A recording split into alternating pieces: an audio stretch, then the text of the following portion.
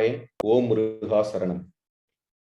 அன்பான சொந்தங்களே, பல நாடுகளில் பல ஊர்களில் வேலை நிமித்தமாகவோ தொழில் நிமித்தமாகவோ அல்லது எந்த ஒரு காரணத்திற்காக பல நாடுகளில் இருந்தாலும் ஒவ்வொரு 15 தினங்களுக்கு ஒரு முறை நமது KPN global, Kongu business network, KPN association Tamil Nadu, சிக்பா Malaysia மற்றும் கேபிஎன் ஆஸ்திரேலியா இணைந்து நடத்தும் இணைய வழி காணொளிக்கு சொந்தங்கள் அனைவரையும் சந்திக்க ஓடோடி வரும் அனைத்து கொங்கு சொந்தங்களுக்கும் உங்கள் வழக்கறிஞர் ராஜசேகரன் திருப்பூரிலிருந்து இனிய வணக்கத்தை உரித்தாக்குகின்றேன். வாருங்கள் சொந்தங்களே, ஒவ்வொரு காணொளியும் நமக்கு ஒரு முத்தாய்ப்பான காணொளிதான். ஆம், இன்றைய 82வது காணொளி. இந்த காணொளியின் தலைப்பே நம் அனைவரின் வாழ்வில் முக்கியமான ஒரு தலைப்பாகும். ஆம், நிதியை பற்றி நமது புரிதலும், நிதி மேலாண்மையை எவ்வாறு நாம் தெரிந்து கொள்ள வேண்டும் என்றும், மற்றும் நிதி சுதந்திரத்தை பற்றி நாம் தெரிந்து கொள்ள இன்றைய காலகட்டத்தில் தொழில் வாழ்விலாகட்டும் அல்லது நமது முக்கியமான ப்ரொஃபஷன் அப்படின்னு சொல்லக்கூடிய வாழ்விலாகட்டும் இன்றியமையாதது. தனிப்பட்ட நபருக்கும் இந்த நிதி மேலாண்மை என்பது மிகவும் இன்றியமையாத ஒரு தலைப்பாகும். அவ்வாறு இருக்கக்கூடிய இன்றைய தலைப்பில் நம்முடன் இணைந்திருந்து கோபிச்செட்டிப்பாளையத்தில் இருந்து நம்முடன் இணைந்திருக்கும் நமது சிறப்பு விருந்தினர் அவர்களையும், திரு ராஜா மோகன், பட்டய கணக்காளர், சார்ட்டர்ட் அக்கவுண்டன்ட் அவர்களையும் கேபிஎன் குளோபல் சார்பாக வருக என்று வரவேற்கின்றோம். சொந்தங்களே, ஒவ்வொரு காணொளி தொகுப்பிற்கும் நமது சொந்தங்கள் வாழ்வில் முன்னேற வேண்டும் என்றும் அவர்களுக்கு புதிய விஷயங்களை தெரிந்து கொள்ள வேண்டும் என்ற காரணத்திலும் ஒவ்வொரு சிறப்பு பெற்ற சாதனையாளர்களை அழைத்து வந்து இணைய வழியில் நமது வீட்டிலோ அல்லது அலுவலகத்திலோ இருந்த வண்ணம் பல விஷயங்களை நமது கற்று தேர்ந்த அனுபவம் வாய்ந்த சிறப்பு விருந்தினர் மூலம் பல தகவல்களை நமது சொந்தங்களுக்கு கொண்டு சேர்த்து அவர்களுடைய தொழில் வாழ்வில் வெற்றி பெற வேண்டும் என்பதே நமது கேபிஎன் குழுமத்தின் முக்கிய நோக்கமாகும். அவ்வாறு இருக்கக்கூடிய இன்றைய சிறப்பு தலைப்பில் இன்று நம்முடன் இணைந்திருக்கும் சிறப்பு அழைப்பாளர், சிறப்பு விருந்தினர் திரு ராஜா மோகன் அவர்களை பற்றிய ஒரு சிறிய அறிமுகம் உங்களுக்காக. திரு ராஜா மோகன் அவர்கள் கோபிச்செட்டிப்பாளையத்தில் வெள்ளன் கோவிலை சேர்ந்தவர். தூரன் கூட்டத்தை சேர்ந்த கொங்கு திருமகன், முடக்குறிச்சி கரியகாளியம்மன் திருக்கோவிலை கும்பிடும் அவர் கோவை மற்றும் கோபிச்செட்டிப்பாளையத்தில் அவருடைய அலுவலகத்தை அமைத்து 6 வெவ்வேறு அலுவலகங்களை வைத்து பல சிறப்பு பட்டய கணக்காளர்களை, அதாவது சார்ட்டர்ட் அக்கவுண்டன்ட்களை வைத்து சிறப்பாக திறம்பட பணியாற்றி வரும் ஒரு நம் கொங்கு சமுதாயத்திற்கு பெருமை சேர்க்கும் ஒரு பட்டய கணக்காளர் ஆவார். அவர் அவருடைய பள்ளி படிப்பை கோபிச்செட்டிப்பாளையத்தில் வெற்றிகரமாக முடித்து பட்டய கணக்காளராக, அதாவது சார்ட்டர்ட் அக்கவுண்டன்டாக இளம் வயதில் 22வது வயதிலேயே தேர்ச்சி பெற்று அந்த மணிமகுடத்தை ஏற்று திறம்பட நடத்தி வருபவர். சார்ட்டர்ட் அக்கவுண்டன்டாக மிகப்பெரிய கார்ப்பரேட் நிறுவனங்களுக்கும் பல மல்டிநேஷனல் கம்பெனிகளுக்கும் அவருடைய அனுபவத்தை கொடுத்து 8 வருட காலத்திற்கு மேல கார்ப்பரேட் நிறுவனங்களில் பணியாற்றிய அனுபவம் வாய்ந்த இன்றைய சிறப்பு விருந்தினர் அவருடைய முதல் அனுபவத்தை ஆடிட் மற்றும் consultancy firm Ernst and Young என்ற நிறுவனத்தில், உலகளாவிய ஒரு பன்னாட்டு நிறுவனத்தில் 2 வருட அனுபவத்தை பெற்று தேர்ந்து, பின்பு ஃபோர்ட் மோட்டார் கம்பெனி என்ற கார் தொழிற்சாலை நிறுவனத்தில் இன்டர்னல் ஆடிட்டராக 6 வருடங்களுக்கு மேலாக பணியாற்றிய அனுபவம் திறன் வாய்ந்த ஒரு திறமைசாலி இன்றைய நமது சிறப்பு விருந்தினர்.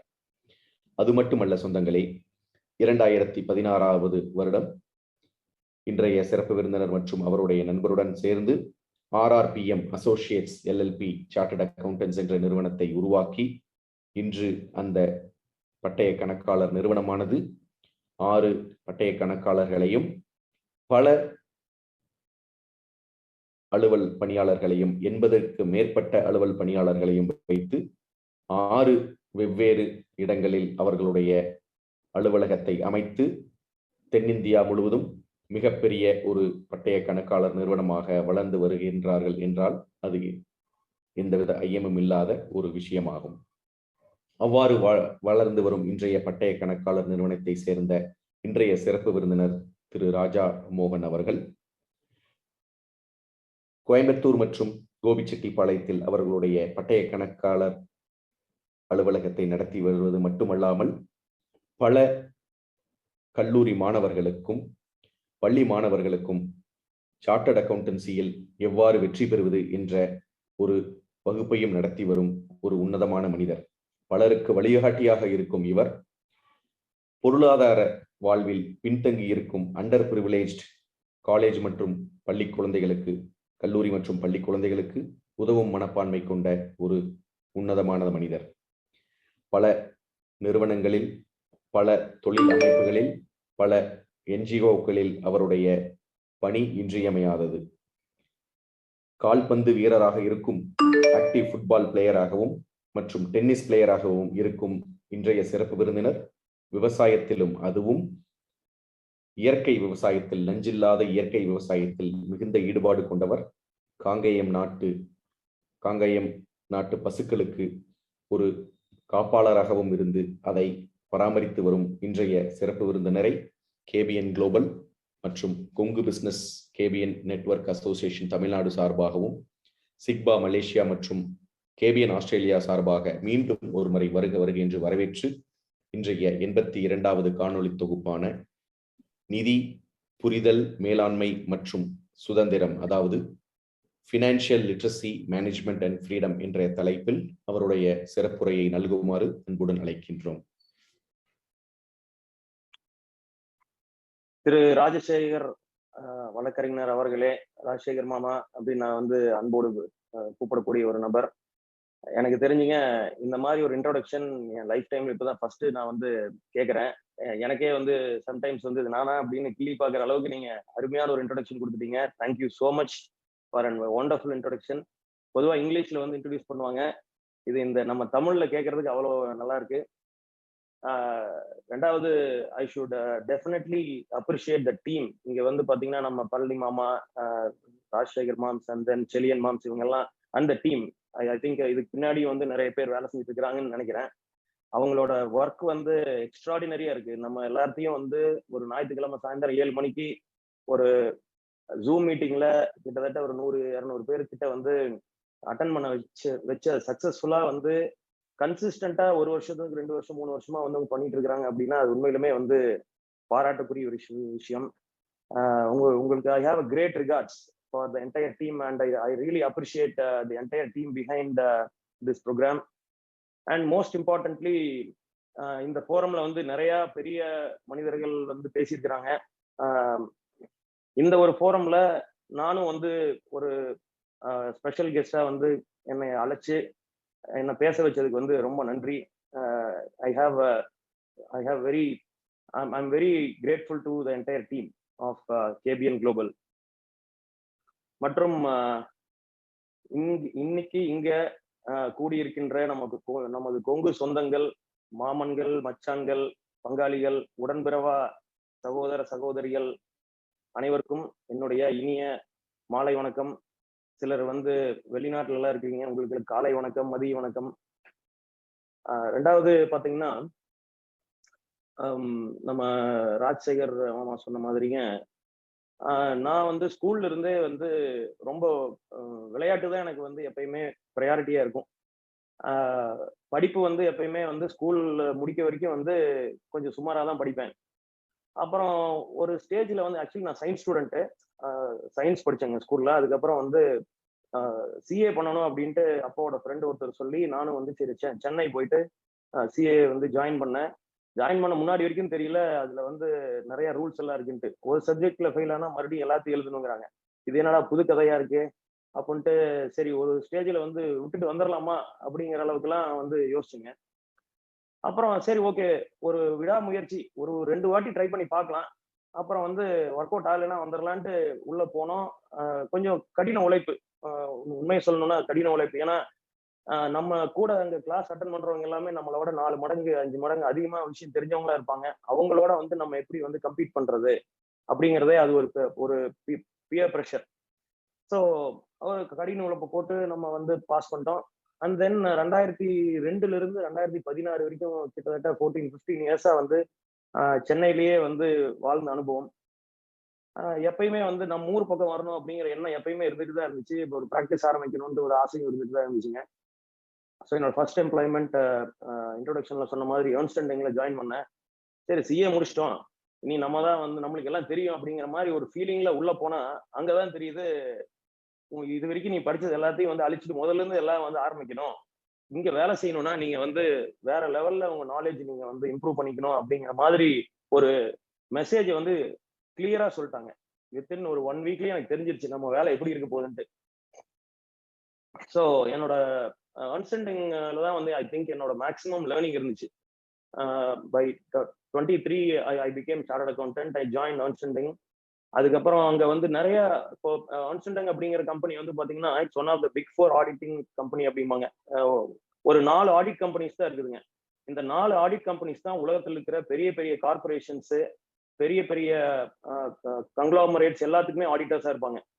அவங்க வந்து ஆடிட்டரை மாத்தினா கூட இந்த 4 பேர்த்துக்குள்ளதான் மாத்துவாங்க. ஸோ அப்படி பார்க்கும் பொழுது எனக்கு சில பெரிய பெரிய கம்பெனில வேலை செய்யக்கூடிய வாய்ப்புகள் எனக்கு வந்து கிடைச்சிச்சு. உதாரணத்துக்கு நிசான், நம்ம ரெனோ நிசானோட ஃபேக்டரி ஆடிட், அந்த அந்த கம்பெனி வந்து நான் வந்து ஒரு 2 வருஷம் வந்து ஃபுல்லா ஆடிட் பண்ண வேண்டிய ஒரு ஆப்பர்ச்சுனிட்டி கிடைச்சிங்க. அப்புறம் Sun TV, SpiceJet, and then some big construction companies based out of Chennai, அந்த மாதிரி வந்து நிறைய அனுபவங்கள் எனக்கு கிடைச்சிச்சு. அது வந்து உண்மையிலுமே ஒரு நல்ல வாய்ப்பு. அதுக்கப்புறம் வந்து ஃபோர்ட் மோட்டார், எனக்கு எப்பயுமே ஆட்டோமொபைல் மேல ஒரு இன்ட்ரெஸ்ட். ஸோ வந்து ஃபோர்ட் மோட்டார் கம்பெனில எனக்கு ஒரு வாய்ப்பு கிடைச்சோன்னே அங்க நான் வந்து ஒரு 6.5 வருஷம் அங்க வந்து ஒர்க் பண்ற வாய்ப்பு கிடைச்சிச்சு. ஃபோர்ட் மோட்டார் கம்பெனில இருக்கும் பொழுது எனக்கு நிறைய மல்டிநேஷனல்ஸோட ஒர்க் பண்ற, though I was based out of Chennai, I had to work with Australians, Europeans, Americans. அப்புறம் அப்கோர்ஸ் சில டிராவல் ஆப்பர்ச்சுனிட்டிஸ் கூட எனக்கு கிடைச்சுங்க. சைனா, யூஎஸ் எல்லாம் போயிட்டு அங்க அங்க குறிப்பா சைனாவோட எக்ஸ்பீரியன்ஸ் நான் வந்து சொல்லியே ஆகணும். நம்ம நினைக்கிறோம் சைனா வந்து இந்தியாவுக்கு வந்து எகெயின்ஸ்டா இருக்கிறாங்க, இன்னைக்கு தேதியில வந்து போர் இஷ்யூ, வார் இஷ்யூஸ் எல்லாம் இருக்குது அப்படின்ட்டு. Maybe Chinese government is like that, but Chinese people are extremely sweet. நான் அங்க வந்து ஒரு 2-3 மாசம் அங்கேயே தங்கி வேலை பண்ற ஒரு வாய்ப்பு எனக்கு கிடைச்சும் போது அவங்களோட கல்ச்சரை நம்ம வந்து புரிஞ்சிட்டோம் அப்படின்னா கிட்டத்தட்ட நம்ம தமிழ் கல்ச்சரும் சைனீஸ் கல்ச்சரும் வந்து நிறைய சிமிலாரிட்டிஸ் இருக்குதுங்க. அதே போல அந்த அந்த ஊர்ல வந்து என்ன மாதிரி பழக்க வழக்கம், அவங்களோட ஃபுட் ஹேபிட்ஸ் என்ன, அவங்களோட கல்ச்சுரல் பிலீஃப் சிஸ்டம் என்ன, இந்த மாதிரி எல்லாம் வந்து நிறைய எனக்கு வந்து கத்துக்கிறதுக்கான ஒரு வாய்ப்பு கிடைச்சிச்சு. But it is tough. ஏன்னா நம்ம வந்து எதிர்பார்க்குற எதுவுமே அங்க வேலை செய்யாது. கூகுள் மேப்ஸ் வேலை செய்யாது. ரெண்டாவது பாத்தீங்கன்னா கூகுளே வந்து வேலை செய்யாது. அந்த மாதிரி வந்து ஒரு ஒரு யூனிக்கான என்வாயன்மெண்ட். நீங்க படம் பார்க்கணும்னா கூட நீங்க ஏதாவது வந்து பென்ட்ரைவ்ல வந்து காப்பி பண்ணிட்டு போயிருந்தா தான் நீங்க படமே பார்க்க முடியும். இன்டர்நெட்ல நீங்க நீங்க தேடுற எந்த வெப்சைட்டுமே வந்து ஃபேஸ்புக் கிடையாது, இன்ஸ்டாகிராம் கிடையாது. ஸோ உங்களுக்கு டைம் பாஸ் அப்படின்னா you have to explore the place. அந்த மாதிரி ஒரு ஆப்பர்ச்சுனிட்டி நல்லா இருந்துச்சு. ஸோ அண்ட் தென் அதுக்கப்புறம் 2016ல நாம வந்து சரி எனக்கு வந்து ப்ராக்டிஸ் ஆரம்பிக்கணும்ட்டு ஒரு ஆசை வந்துச்சுங்க. அப்போ வந்து நானும் என்னோட ஃப்ரெண்டு ரவி அப்படின்ட்டு சார்ட் அக்கௌண்டன்ட் 2 பேரும் வந்து ஆரம்பிச்சோம். Initially we started with 15 members with 3 branches, Gobi, Coimbatore and Udumalpet. அவர் வந்து உடுமல்பேட் பார்ப்பாரு, நான் கோபி பார்ப்பேன். கோயம்புத்தூர் 2 பேரும் வந்து காமனா வந்து மீட்டிங் பிளேஸ் மாதிரி இருக்கும். ஸோ இனிஷியலி 15 ஸ்டெப்ஸ் ஆரம்பிச்சோம். With God's grace I think now we have grown to 6 chartered accountant partners firm with 6 branches and nearly ஒரு 85 ஸ்டாஃப்ஸ் நம்மகிட்ட வந்து across all 6 locations ஒர்க் பண்ணிட்டு இருக்காங்க.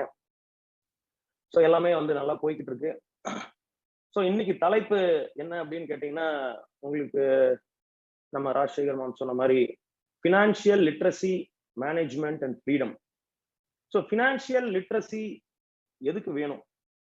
ஃபினான்ஷியல் லிட்ரஸிக்கும் நார்மல் லிட்ரஸிக்கும் என்ன வித்தியாசம் அப்படின்னா, இப்போ படிப்பறிவு உதாரணத்துக்கு ஒரு 5ஆம் கிளாஸ் தான் ஒருத்தர் படிச்சிருக்கிறாரு அப்படின்னா அவரை வந்து நம்ம இல்லிட்ரேட்னு சொல்லுவோம். ஆனா வந்து அவங்க பினான்சியலி லிட்ரேட்டா இருப்பாங்க. அதே போல பினான்சியல் லிட்ரஸி இருந்துச்சுன்னா தான் ஃபைனான்ஸை மேனேஜ் பண்ண முடியும்.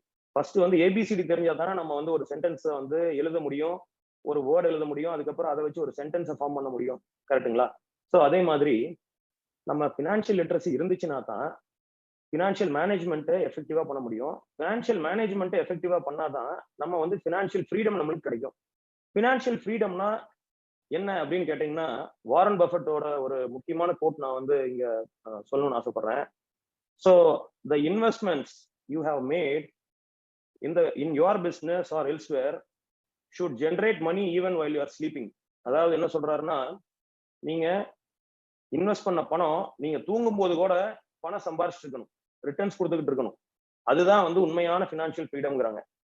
ஸோ நம்ம இந்த செஷன்ல என்ன நீங்க எதிர்பார்க்கலாம் அப்படின்னு கேட்டீங்கன்னா, ஒண்ணு வந்து நம்ம பினான்சியல் லிட்ரேட் அப்படின்னா என்ன அர்த்தம் அப்படின்னு கேட்டீங்கன்னா, ஒரு balance sheet, profit and loss அக்கௌண்ட்டை, கேஷ் ஃப்ளோ ஸ்டேட்மெண்ட்டை படிச்சுட்டு அந்த பிசினஸ் வந்து நல்லா போகுது, இவங்க வந்து ப்ராஃபிட் பண்றாங்க, இந்தந்த ஏரியாஸ் எல்லாம் இந்த பிசினஸ்ல வந்து ஸ்ட்ராங்கா இருக்குது, இந்தந்த ஏரியாஸ் எல்லாம் வந்து இன்னும் இம்ப்ரூவ் பண்ணணும் அப்படின்னு வந்து ஒரு கன்க்ளூஷனுக்கு வர்றது ஒரு பினான்சியல் லிட்ரேட்னு சொல்லலாம். அதே போல அடுத்தது வந்து என்ன நம்ம பார்க்க போறோம்னா பினான்சியல் மேனேஜ்மெண்ட். பினான்சியல் மேனேஜ்மெண்ட் அப்படிங்கும் பொழுது நம்ம என்ன நினைக்கிறோம், நம்ம இப்போ ஃபார் எக்ஸாம்பிள் இந்த இந்த இந்த குரூப்ல எத்தனை பேர் உங்களோட பேங்க் அக்கௌண்ட்டை நீங்களே மெயின்டைன் பண்றீங்க? ஃபார் எக்ஸாம்பிள் ஆன்லைன் பேமெண்ட்டுக்கு நீங்க தான் லாகின் பண்ணி நீங்க பேமெண்ட் பண்றீங்களா அப்படின்னு இருந்தா வந்து உங்க சாட் பாக்ஸ்ல வந்து எஸ்ன்னு டைப் பண்ணுங்க இஃப் பாசிபிள். ரைட். ஸோ நிறைய பேர் எஸ் சொல்றீங்க. இது வந்து ஒரு கார்பரேட் ப்ராசஸை நீங்க வந்து கம்பேர் பண்ணீங்க அப்படின்னா, எந்த ஓனருமே வந்து கார்பரேட்ல அவங்களோட பேங்க் அக்கௌண்ட்ஸ் அவங்க மெயின்டைன் பண்றது இல்லை. அதுக்கு வந்து ஒரு ஸ்டாஃப் இருப்பாங்க, அவங்கள வந்து மேனேஜ் பண்ண வைப்பாங்க.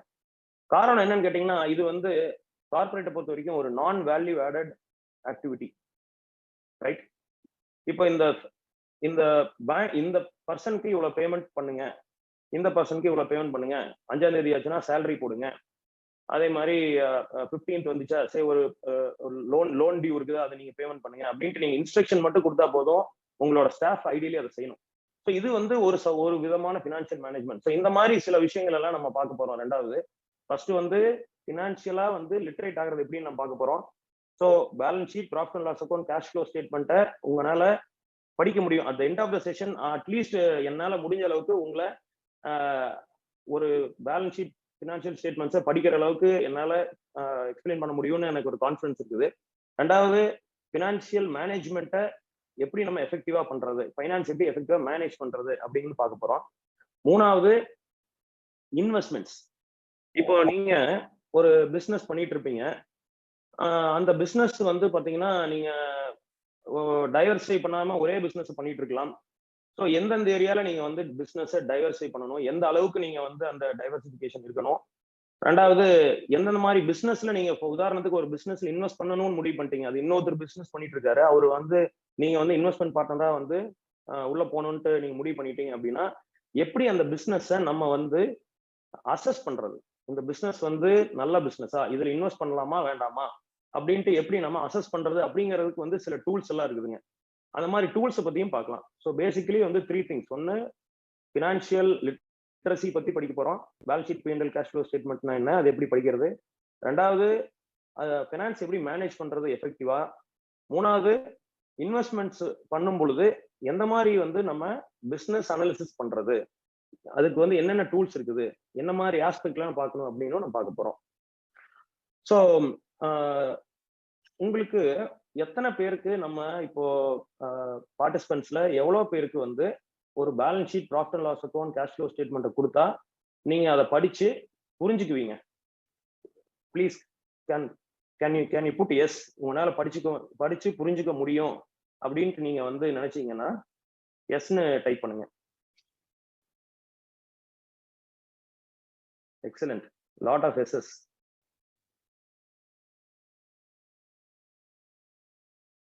சூப்பர். கலை சொல்றீங்க, Arivu, Senthil, Sakthivel, Viji.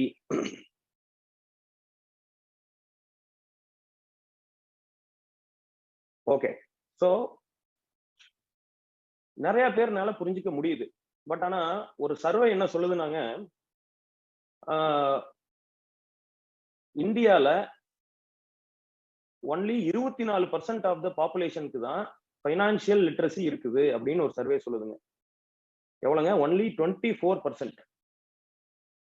So which means ஒரு மேஜர் குரூப் ஆஃப் பீப்புள் இன்னுமே வந்து அவங்களுக்கு வந்து நிறைய இந்த மாதிரி நாலேஜ் தேவைப்படுது. அவங்க பிசினஸ் சக்சஸ்ஃபுல்லா ரன் பண்ணணும்னா கண்டிப்பா வந்து ஃபினான்ஷியல் லிட்ரஸி வேணும். இது வந்து not only confine to understanding profit and loss account, balance sheet, cash flow statement, but also நம்ம வந்து ஒரு ஃபைனான்ஸ் ஒரு லோன் வாங்குறோம். ஒரு லோன் வாங்கும் பொழுது அந்த லோனோட வேல்யூ வந்து எவ்வளவுக்கு எடுக்கணும், அது வந்து என்ன ரேட் ஆஃப் இன்ட்ரெஸ்ட் வரைக்கும் நம்ம வந்து கொடுக்கலாம் அப்படிங்கிற மாதிரி சில சில டெசிஷன்ஸ் எல்லாமே வந்து உங்களுக்கு ஃபினான்ஷியல் லிட்ரஸிக்குள்ள வந்துருதுங்க. நான் ஒருத்தரோட ஸ்டோரி சொல்றேன். அவர் வந்து எனக்கு ஒரு வகையில சொந்தக்காரருங்க. அவர் வந்து கோயம்புத்தூர்ல ஒரு டெக்ஸ்டைல் ரிலேட்டட் பிசினஸ் பண்ணிட்டு இருக்காரு. ஸோ அவர் படிச்சது வந்து 5வது வரைக்கும் தான் படிச்சிருக்காருங்க. ஆனா வந்து I think is a great financial literate அப்படின்னு தான் நான் சொல்லுவேன். ஏன் சொல்றேன்னாங்க, அவருக்கு அவரோட பாணியில ஒரு balance sheet, profit and loss account, cash flow ஸ்டேட்மெண்ட்டை ஈஸியா அவரால் புரிஞ்சுக்க முடியும். உதாரணத்துக்கு அவருக்கு தெரியும் இவ்வளவு ரா மெட்டீரியல், இந்த இவ்வளவு வேல்யூ வருது, இந்த இவ்வளவு காஸ்ட் ஆகுது ரா மெட்டீரியல், இந்த ரா மெட்டீரியலை நம்ம வந்து ப்ராசஸ் பண்ணோம்னா இவ்வளவு எம்ப்ளாயி காஸ்ட், இத்தனை பேருக்கு வந்து இத்தனை பேரை எம்ப்ளாய் பண்ணணும், லேபர், இத்தனை எலக்ட்ரிசிட்டி காஸ்ட் வந்து இன்கர் ஆகும், இத்தனை அட்மின் காஸ்ட் இன்கர் ஆகும், ஃபைனலா இவ்வளவு அவுட்புட் ஃபினிஷ்ட் ப்ராடக்டா வந்தே தீரணும் அப்படின்ட்டு அவருக்கு வந்து ஒரு ஐடியா இருக்குங்க. ஸோ என்னை பொறுத்த வரைக்கும் இதுதான் வந்து தேவை. அவர் வந்து படிப்பறிவு இல்லாம இருக்கலாம், ஆனா அவர் வந்து பிசினஸ் மேல இருக்கிற இன்ட்ரெஸ்ட்னால அவர் வந்து ஃபைனான்ஸ் பத்தி இன்னைக்கு நான் வந்து ஒரு டாக்ஸ் மேட்ரோ, இல்ல ஒரு GST matter, income tax matter, or நம்ம இப்ப ரீசெண்டா வந்து ஒரு சோலார் பிளான்ட்டோட இது எக்ஸ்பான்ஷன் போனாங்க. அதை பத்தியான ஃபைனான்சியல் டீடைல்ஸ் எல்லாம் அவர் டிஸ்கஸ் பண்ணும்போது he can totally understand without any hindranceங்க. ஸோ என்னை பொறுத்த வரைக்கும் அதுதான் வந்து இன்னைக்கு தேவை. ஆனா வேற என்னோட ஃப்ரெண்ட்ஸ் வந்து நிறைய பேர் டாக்டர்ஸ் இருக்கிறாங்க, நிறைய படிச்சவங்க எல்லாம் இருக்கிறாங்க. அவங்க வந்து பாத்தீங்கன்னா அவங்க ரொம்ப பிஸியா இருப்பாங்க, அவங்களோட ப்ரொஃபஷன்ல வந்து ஃபுல் பிஸியா இருப்பாங்க. பட் அவங்களுக்கு வந்து ஃபைனான்ஸ்னாவே வந்து கொஞ்சம் அலர்ஜிமாங்க. இப்போ ஐ திங்க் இந்த குரூப்லயே வந்து ஒரே ஒரு கேள்வி கேட்கிறேன், அதுக்கு மட்டும் ப்ளீஸ் எல்லாரும் ரெஸ்பாண்ட் பண்ணுங்க. எத்தனை பேருக்கு நம்பரை பார்த்தா உங்களுக்கு அலர்ஜியா இருக்கும்? இந்த நம்பர் எல்லாம் பார்த்து, அதான் ஃபுல் ஆஃப் நம்பர்ஸ், இந்த மாதிரி profit and loss statement, balance sheet statement ஃபுல்லா நம்பர்ஸ் எல்லாம் பாத்தீங்கன்னா உங்களுக்கு அது வந்து ஒரு மாதிரி டிஸ்இன்ட்ரெஸ்டடா ஃபீல் ஆகும்னு நினைச்சீங்கன்னா எஸ் சொல்லுங்க.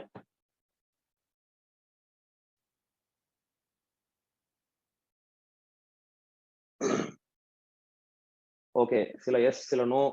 Very good. ஐ திங்க் இந்த குரூப் வந்து நிறைய உங்களுக்கு தெரியுதுன்னு நினைக்கிறேன். எல்லாமே கொஞ்சம் பாசிட்டிவாவே சொல்றீங்க. உங்களுக்கு பேலன்ஸ் ஷீட் படிக்க தெரியுங்கிறீங்க, இந்த மாதிரி அலர்ஜி எல்லாம் இல்லை, நம்பர் எல்லாம் வந்து எனக்கு அலர்ஜி இல்லைன்னு சொல்றீங்க.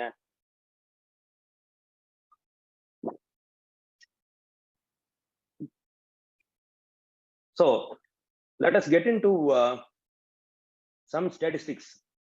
இப்போ நம்மளோட ஃபினான்ஷியல் லிட்ரஸி, இந்தியாவோட ஃபினான்ஷியல் லிட்ரஸி 24% நம்ம பார்த்தோம். In fact we are not alone in this issue. In fact all the developing Nations பாத்தீங்கன்னா, பி இட் சைனா வந்து பாத்தீங்கன்னா அவங்களோட பாப்புலேஷன்ல 28% மக்களுக்கு தான் வந்து ஃபினான்ஷியல் லிட்ரஸி இருக்குதுங்கிறாங்க. அதே மாதிரி ரஷ்யா வந்து 38%ங்க, பிரேசில் வந்து 32%. ஸோ இதெல்லாம் வந்து என்ன குறிக்குது அப்படின்னா, நம்மளோட ஸ்கூல் கரிக்குலம்ல வந்து எங்கேயுமே இந்த ஃபைனான்சஸ் பத்தி நம்ம வந்து சொல்லி தரது இல்லை. In fact develop Nations like US, Europe பாத்தீங்கன்னா அவங்க வந்து அவங்களோட ஸ்கூல் கரிக்குலம்லயே வந்து ஃபினான்சஸ் பத்தி குழந்தைங்களுக்கு வந்து டீச் பண்றாங்க. இன்ஃபேக்ட் இப்போ யூஎஸ்ல ஒரு ஸ்டேட்டா வந்து இந்த ஃபினான்ஷியல் லிட்ரஸி கண்டென்ட் வந்து அவங்களோட கரிக்குலம்ல ஆட் பண்ணிட்டு இருக்காங்க. ஸோ இந்த ஃபினான்ஷியல் லிட்ரஸியோட அட்வான்டேஜ் என்ன அப்படின்னு கேட்டீங்கன்னா, உங்களுக்கு ஃபர்ஸ்ட் அதாவது பர்சனலாவே வந்து உங்களுக்கு நிறைய அட்வான்டேஜஸ் இருக்கும். அதை தாண்டி வந்து நான் சொல்றது என்னன்னு பாத்தீங்கன்னா, ஒரு வெளி தோற்றமா என்னென்ன அட்வான்டேஜ் அப்படின்னு பாத்தீங்கன்னா, you will have a healthy credit score. உங்களோட கிரெடிட் ஸ்கோர் நம்ம அதாவது ஃபினான்ஷியல் லிட்ரேட்டா இருந்த அசம்ஷன் என்னன்னா அவங்க ஃபினான்ஷியலி டிசிப்ளின்டா இருப்பாங்க அப்படிங்கறத அசம்ஷன். அவங்களுக்கு வந்து சிபில் ஸ்கோர் வந்து கரெக்டா இருக்கும். விச் மீன்ஸ் ஃபார் எக்ஸாம்பிள் அவங்க லோன் பேமெண்ட் வந்து டைமுக்கு பண்ணிடுவாங்க. அப்புறம் லோன் எடுக்கிற அமௌண்ட்டும் வந்து எவ்வளவு தேவையோ அவ்வளவுதான் எடுப்பாங்க. லோன் வந்து பேங்க்ல நிறைய கொடுக்குறாங்க அப்படின்ட்டு கொடுக்கறதெல்லாம் வந்து வாங்குற பிசினஸ்மேன் நம்ம ஊர்ல இன்னமே நிறைய இருக்கிறாங்க. ரைட். ஸோ அதே மாதிரி அவங்களோட ஸ்டாண்டர்ட் ஆஃப் லிவிங் வந்து ஒரு இம்ப்ரூவ்டு ஸ்டாண்டர்ட் ஆஃப் லிவிங்கா இருக்கும், ஒரு ஹெல்தி ஸ்டாண்டர்ட் ஆஃப் லிவிங்கா இருக்கும். என்ன காரணம் அப்படின்னா அவங்க வந்து பெரிய ரிஸ்க் வந்து அதாவது ரிஸ்க் எடுப்பாங்க. It's calculative risk. ரிஸ்க்கு வந்து 2 ரிஸ்க் இருக்குங்க. ஒன்னு கால்குலேட்டிவ் ரிஸ்க், இன்னொன்னு பிளைண்ட் ரிஸ்க். ஓகே, நான் வந்து இவ்வளோ முதல் போடுறேன் இந்த பிசினஸ்ல இன்கேஸ் இது வந்து டவுன் சைடு அதாவது அட்வர்ஸ் இம்பாக்ட் ஆச்சு அப்படின்னா அதுக்கு வந்து பிளான் பி எனக்கு இருக்குது அப்படின்ட்டு ஒருத்தர் டிசைட் பண்றாருன்னா அதுதான் வந்து கால்குலேட்டிவ் ரிஸ்க். ஸோ ஒரு ஒரு ஒரு ஒரு ரூபா நம்ம வந்து ஸ்பெண்ட் பண்றதுக்கும் வந்து you should have a logic. It can also be an entertainment spend. உங்களோட ஹாலிடேஸ்க்கு நீங்க வந்து ஸ்பெண்ட் பண்றதா இருக்கட்டும், but it should have a logic. அங்கேயும் வந்து எவ்வளவு செலவு பண்ணணுமோ அவ்வளவுதான் செலவு பண்ணணும். அதுதான் வந்து இன்னைக்கு தேதிக்கு வந்து ஃபினான்ஷியல் லிட்ரேட்ஸ் எல்லாருமே பண்றாங்க. அப்போ அவங்களோட ஸ்டாண்டர்ட் ஆஃப் லிவிங் வந்து ஒரு ஸ்டாண்டர்டா ஒரு highly quality standard of living அவங்க வந்து வாழ்வாங்க. அதே மாதிரி உங்களோட இன்வெஸ்ட்மெண்ட் டெசிஷன்ஸ் வந்து பெட்டரா இருக்கும். அவங்கள ஒரு ஃபினான்ஷியல் லிட்ரேட் வந்து இதுல இன்வெஸ்ட் பண்ணலாமா வேண்டாமா அப்படின்னு நீங்க கேட்டீங்கன்னா அவங்க வந்து கொஞ்சம் டைம்லயே அதாவது ஒரு ரீசனபிள் டைம்லயே வந்து முடிவெடுக்கக்கூடிய லெவலுக்கு அவங்களுக்கு அந்த நாலேஜ் இருக்குதுன்னு அர்த்தங்க. இதுல இன்னொரு இன்ட்ரெஸ்டிங்கான ஒரு ஃபேக்ட் என்னன்னு கேட்டீங்கன்னா, நம்ம இந்தியாவில் இருக்கிற எல்லா பேங்க்ஸ்லயும் புட் டுகெதர் ஒரு 18,000 கோடி வந்து அன்கிளைம்டா இன்னைக்கு இருக்குதுங்க. எவ்வளவுங்க? 18,000 கோடி இன்னைக்கு வந்து அந்த அக்கௌண்ட் ஹோல்டர்ஸ் வந்து இது வரைக்கும் கிளைம் பண்ணாம இருக்காங்க. கிளைம் பண்ணாமனா இது வந்து as of 2019 இந்த அக்கௌண்ட் ஹோல்டர்ஸ் எல்லாம் வந்து 15 வருஷம் 14 வருஷம் 15 வருஷமா வந்து இந்த பணத்தை வந்து எடுக்கவே இல்லை. அவங்க வந்து இன்னைக்கு உயிரோடு இருக்காங்களான்னு கூட யாருக்கும் தெரியல. ஸோ இந்த மாதிரி ஒரு ஸ்டேட்டஸ்ல நம்ம நாடு இருக்கு. விச் மீன்ஸ் என்ன, இதுல நம்மளுக்கு என்ன தெரிய வருது அப்படின்னாங்க, நம்ம வந்து தேவைக்கு அதிகமா வந்து சேவிங்ஸ் பண்றோமோ அப்படிங்கிற ஒரு எண்ணம் தான் நம்மளுக்கு வந்து வருது. ஸோ ஏன் வந்து மக்கள் இந்த மாதிரி வந்து தேவைக்கு அதிகமா வந்து பணத்தை சேவ் பண்றாங்க? அதுக்கு வந்து சர்வே என்ன சொல்லுதுனாங்க, ஒரு 4 மேஜர் ரீசன் சொல்லுதுங்க. நம்பர் 1 என்னன்னா, ஒரு அன்ஃபார்சீன் காஸ்ட். அதாவது ஒரு எதிர்பார்க்காம ஏதாவது ஒரு செலவு வந்துருச்சுன்னா என்ன பண்றது? வந்து ஒரு அவங்களுக்கு வந்து ஏதாவது ஒரு மெடிக்கல் செலவு வந்துருது, ஆர் திடீர்னு வந்து ஏதோ ஒரு அன்ஃபார்சீன் காஸ்ட் வந்து எனக்கு வந்துடும் அப்படிங்கிற ஒரு ஃபீலிங்ல ஒரு 40% வந்து இருக்கிறாங்க. அதனாலதான் வந்து அந்த சர்வே என்ன சொல்லுது, 40% ஆஃப் த ரெஸ்பாண்டன்ஸ் அன்ஃபார்சீன் காஸ்ட்னால தான் நான் வந்து தேவைக்கு அதிகமா நான் வந்து பணத்தை சேர்த்து வச்சிருக்கிறேன் அப்படின்னு சொல்றாங்க. இன்னொரு குரூப் என்ன சொல்றாங்க, கேஷ் இஸ் கிங். அதாவது உங்களுக்கு வந்து இன்னைக்கு ஒரு 50 லட்ச ரூபா இருந்துச்சுன்னா அது கொடுக்குற அந்த ஃபீலிங், அது நீங்க செலவு பண்றீங்க செலவு பண்ணலாங்கிறத தாண்டி அது கொடுக்குற ஃபீலிங் வந்து எனக்கு பிடிச்சிருக்குது, அதனால எனக்கு அந்த செக்யூர் ஃபீலிங் வந்து எனக்கு பிடிச்சிருக்குது அப்படிங்கறதுக்காக வந்து பணத்தை வந்து சேமிக்கிறாங்க. இன்னொரு குரூப் என்ன சொல்றாங்க, நான் இப்படி சரி இந்த பணத்தை நான் செலவு பண்ணிட்டே இருந்தேன் அப்படின்னு வச்சுக்கோங்களேன். இந்த பணத்தை செலவு பண்ணிட்டே இருந்தேன் அப்படின்னா அப்போ காலி ஆயிடுச்சுன்னா என்ன பண்றது? மறுபடியும் அதை சம்பாதிக்க முடியுமா முடியாதா அப்படின்னு தெரியாம வந்து ஒரு குரூப் இருக்கிறாங்க. அது வந்து ஒரு 20% ஆஃப் ரெஸ்பாண்ட் அந்த மாதிரி இருக்காங்க. இன்னொரு முக்கியமான most relevant to our community, legacy. அதாவது ஏன் வந்து பணத்தை வந்து தேவைக்கு அதிகமா சம்பாதிச்சு சேவ் பண்ணி வைக்கிறாங்க அப்படின்னா, ஆர் வந்து ஒரு சொத்தா கூட அதை வந்து கன்வெர்ட் பண்ணிருக்கலாம். ஆனா பணமா இருந்தா அது மல்டிப்ளை ஆக போறது இல்லை. உங்களுக்கு எஸ்பி இன்ட்ரெஸ்ட் ஆர் உங்களுக்கு வந்து இப்போ பேங்க் இன்ட்ரெஸ்ட் எடுத்துக்கிட்டீங்கன்னா இன்னைக்கு 5ல இருந்து 6% தான் கொடுக்குறாங்க. Right. So it is not generating much money and much revenue also. So இந்த லெகசி அப்படிங்கிறது என்ன இஷ்யூ அப்படின்னு கேட்டீங்கன்னா, அதாவது என்னோட தாத்தா வந்து காலமாகும் போது எங்க பிள்ளைகளுக்கு பேரங்களுக்கு எல்லாம் வந்து இவ்வளவு சம்பாரிச்சு வச்சிருந்தாரு, பணமா இவ்வளவு வச்சிருந்தாரு அப்படின்னு சொல்ற ஒரு பெருமை அவங்களுக்கு வந்து அது பெருமையா தெரியுது. அதை வந்து லெகசியா வந்து இந்த மாதிரி அவங்க வந்து சேவ் பண்றாங்க. ஸோ இதே வந்து ஒரு ஃபினான்ஷியல் லிட்ரேட்டா இருந்தால் இந்த பணம் வந்து கண்டிப்பா அவங்களோட அடுத்த ஜெனரேஷனுக்கு இது பாஸ் ஆன் பண்ணியிருப்பாங்க. ஆர் இதை வந்து ஒரு நல்ல இன்வெஸ்ட்மெண்ட்டா வந்து ஒரு இடத்தையோ இல்ல ஒரு ஸ்டாக்ஸ் வாங்குறதாகட்டும் இல்ல இடம் வாங்குறதாகட்டும், ஒரு வீடு அட்லீஸ்ட் அவங்க யூஸ் பண்ற வீடு கட்டுறதுக்காவது இதை நம்ம வந்து அவங்க எல்லாம் வந்து யூஸ் பண்ணியிருப்பாங்க ஒரு ஃபினான்ஷியல் லிட்ரேட்டா இருந்திருந்தால்.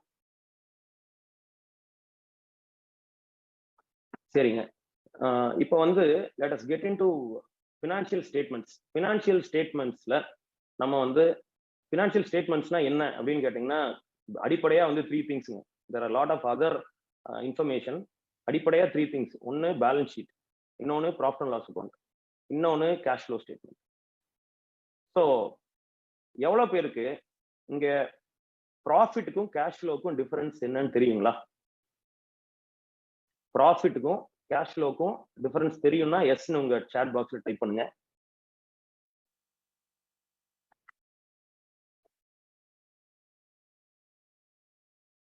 No. Okay. Yes. No. Mixed response. Yes. No. Okay. Got it. நிறைய நோஸ் வந்து சொல்றீங்க. ஓகே.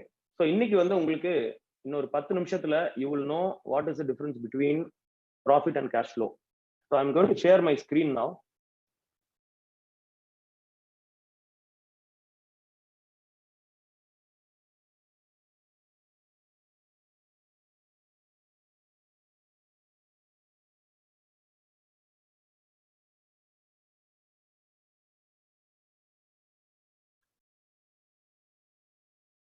ஸோ இது வந்து ஆக்சுவலாவே வந்து ஒரு ப்ராஃபிட் அண்ட் லாஸ் அக்கௌண்ட்டுங்க. ஒரு கம்பெனியோட ஆக்சுவல் நம்பர்ஸ் இது.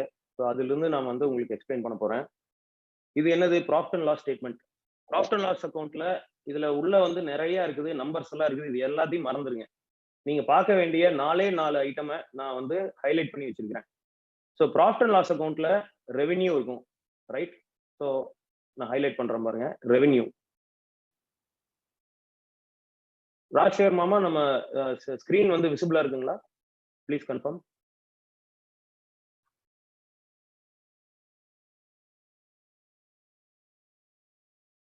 Okay, I am assuming it is visible. So ஒன்னு வந்து ரெவென்யூ, ரெண்டாவது வந்து பாத்தீங்கன்னா எக்ஸ்பென்சஸ். இது வரவு. ரெவென்யூ வந்து இங்க பாத்தீங்கன்னா 61 கோடி இருக்கு. செலவு, செலவு வந்து 58 கோடி இருக்குது. லாபம், லாபம் வந்து 33 கோடி இருக்குது. சரிங்களா? ஸோ இதுதான் வந்து ப்ராஃபிட் அண்ட் லாஸ் அக்கௌண்ட். அதுக்கப்புறம் நீங்க எவ்வளவு சம்பாதிக்கிறீங்களோ, அதாவது லாபமா எவ்வளவு சம்பாதிக்கிறோமோ, இதுதான் நம்மளோட இன்கம் அப்படிமோ. இந்த இன்கமுக்கு தான் வந்து இன்கம் டாக்ஸ் வரும். அந்த டாக்ஸ் தான் வந்து நம்ம இங்க போட்டிருக்கோம். ஸோ இங்க இந்த இடத்துல எவ்வளவு பேருக்கு இன்கம் டாக்ஸ் எந்த அமௌண்ட்ல நம்ம கால்குலேட் பண்ணணும், ஜிஎஸ்டி, இது I think it's very basic. நான் இப்போ பேசுறது எல்லாமே வந்து கொஞ்சம் பேசிக்கான கான்செப்ட்ஸ் தான். ஸோ இப்போ உங்களுக்கு நிறைய பேருக்கு வந்து உங்க இந்த நாலேஜ் இருக்குது அப்படின்னா you might want to excuse for next 5-10 minutes. ஏன்னா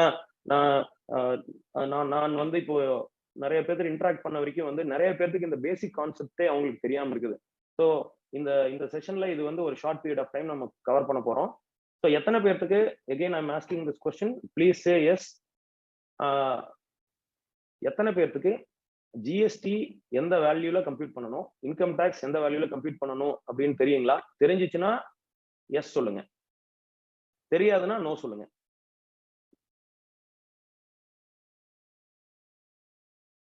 உங்க சாட் பாக்ஸ்ல.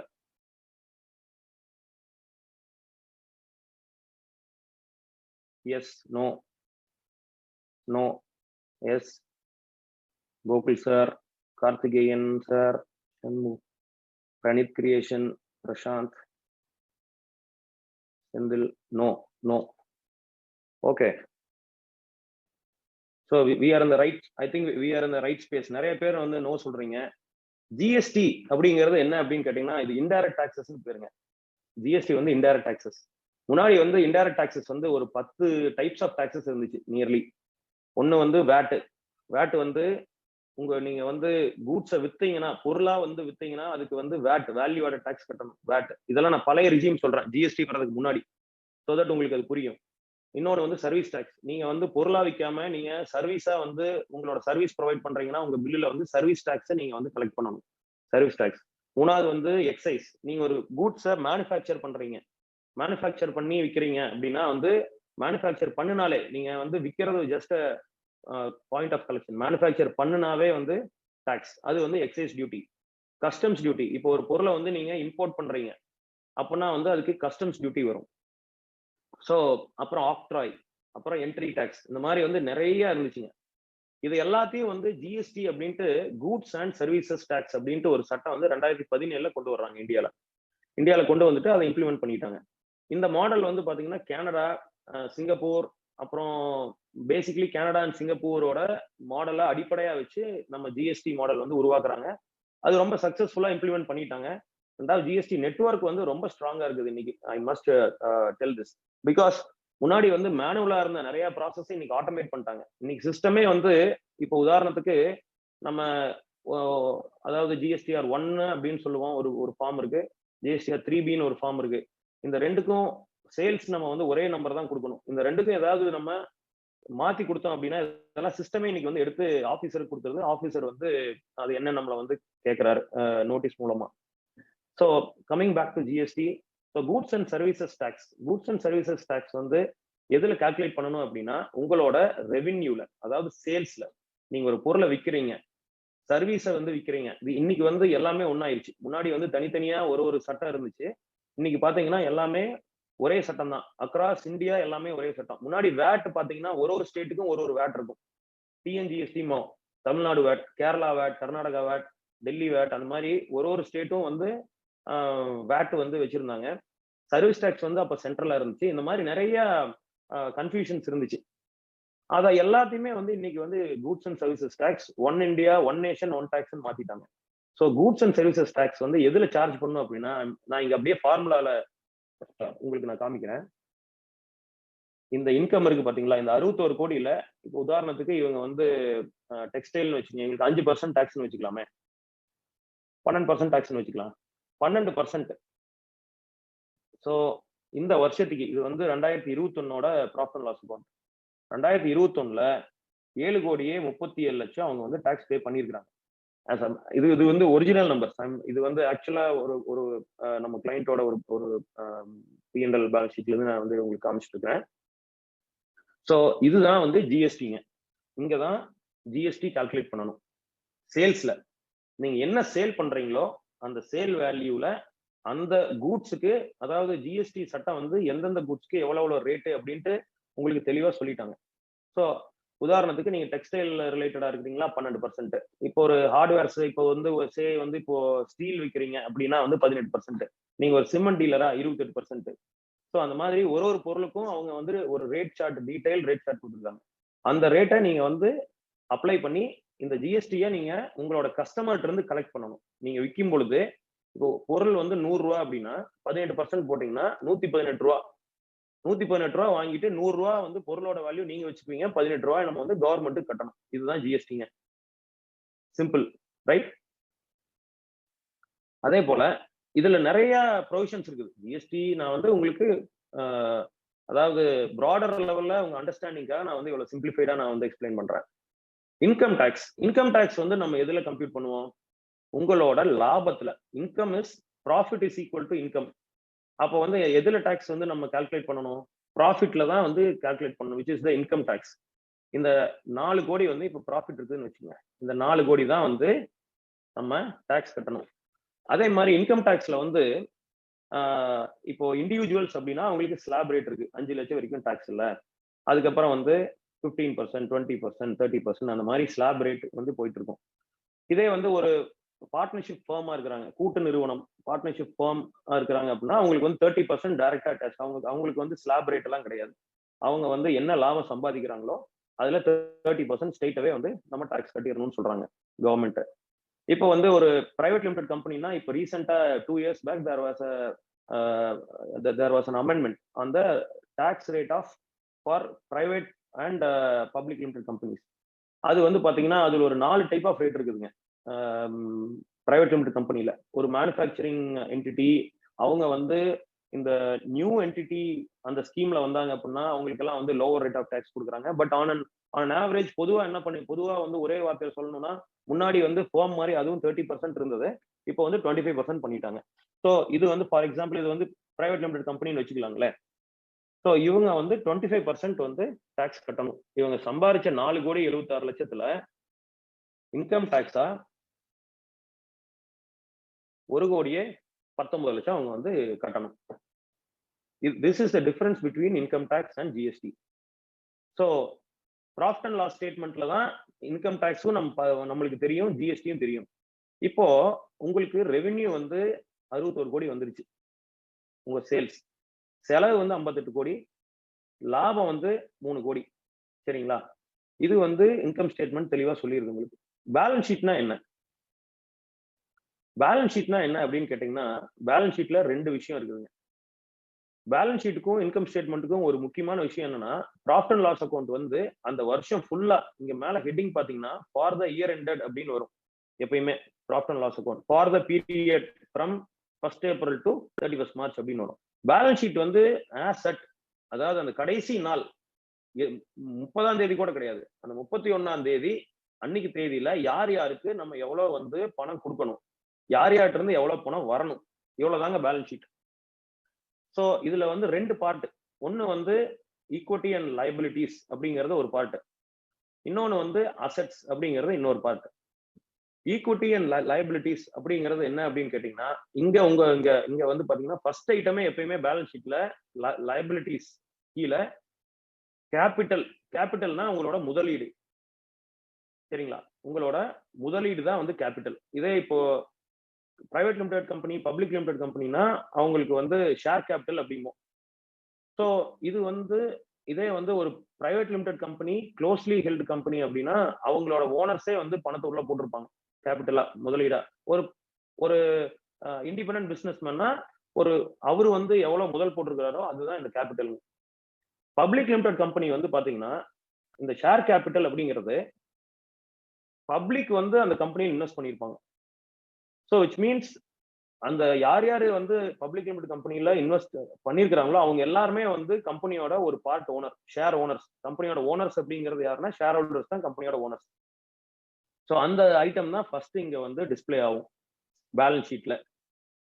செகண்ட் வந்து பாத்தீங்கன்னா, எகைன் நான் இந்த 4 ஐட்டம் எது ஹைலைட் பண்ணணும் அதை மட்டும் பாருங்க. You need not get into the numbers. ஏன்னா இதுக்குள்ள நம்ம போனோம்னா ஃபர்தரா நிறைய, இப்போ இங்க பாத்தீங்கன்னா ஃபார் எக்ஸாம்பிள் இங்க ஷார்ட் டேர்ம் போரோயிங் ஷெட்யூல் 5 இதுக்குள்ள போனீங்க அப்படின்னா இதுல ஏகப்பட்ட ஐட்டம் வரும். இது வந்து பிரேக்கப் உங்களுக்கு வந்து சம்மரியா இங்க தெரிஞ்சிருது இல்லைங்களா? ஸோ நம்மளுக்கு வந்து இது போதும் for our understanding and for this meeting this is more then sufficient. So இங்க வந்து பேங்க் லோன் வந்து இங்க 2வது ஐட்டம் பேங்க் லோன். ஃபர்ஸ்ட் வந்து ஓன் ஃபண்ட்ஸ், 2வது வந்து loan funds, long term borrowings, short term borrowings, இதெல்லாம் வந்து இங்க டிஸ்பிளே ஆகும். Trade payables, current liabilities. For example நம்ம பர்ச்சேஸ் பண்ண சப்ளையர்ஸ்க்கு வந்து நம்ம பேமெண்ட் பண்றோம் இல்லைங்களா? அது பேமெண்ட் பண்ணது போக மீதி எவ்வளவு பேமெண்ட் பண்ணணுமோ அது நம்ம லைபிலிட்டி. அது வந்து இந்த ஐட்டம்ல ஐட்டம் நம்பர் 3C வந்து உங்களுக்கு வந்து நம்ம காமிக்கிறோம்.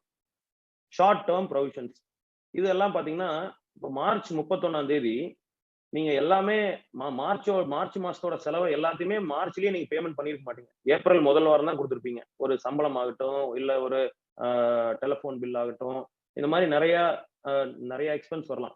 அந்த மாதிரி இருக்கிறது எல்லாமே வந்து எது நம்ம அடுத்த மாசமோ இல்ல அதுக்கு அடுத்த மாசமோ ஃபோர்த் கமிங் பீரியட்ல பேமெண்ட் பண்ண வேண்டிய அமௌண்ட் எல்லாமே வந்து நம்மளுக்கு இந்த ப்ரொவிஷன்ங்கிற ஐட்டம்குள்ள வந்துருங்க.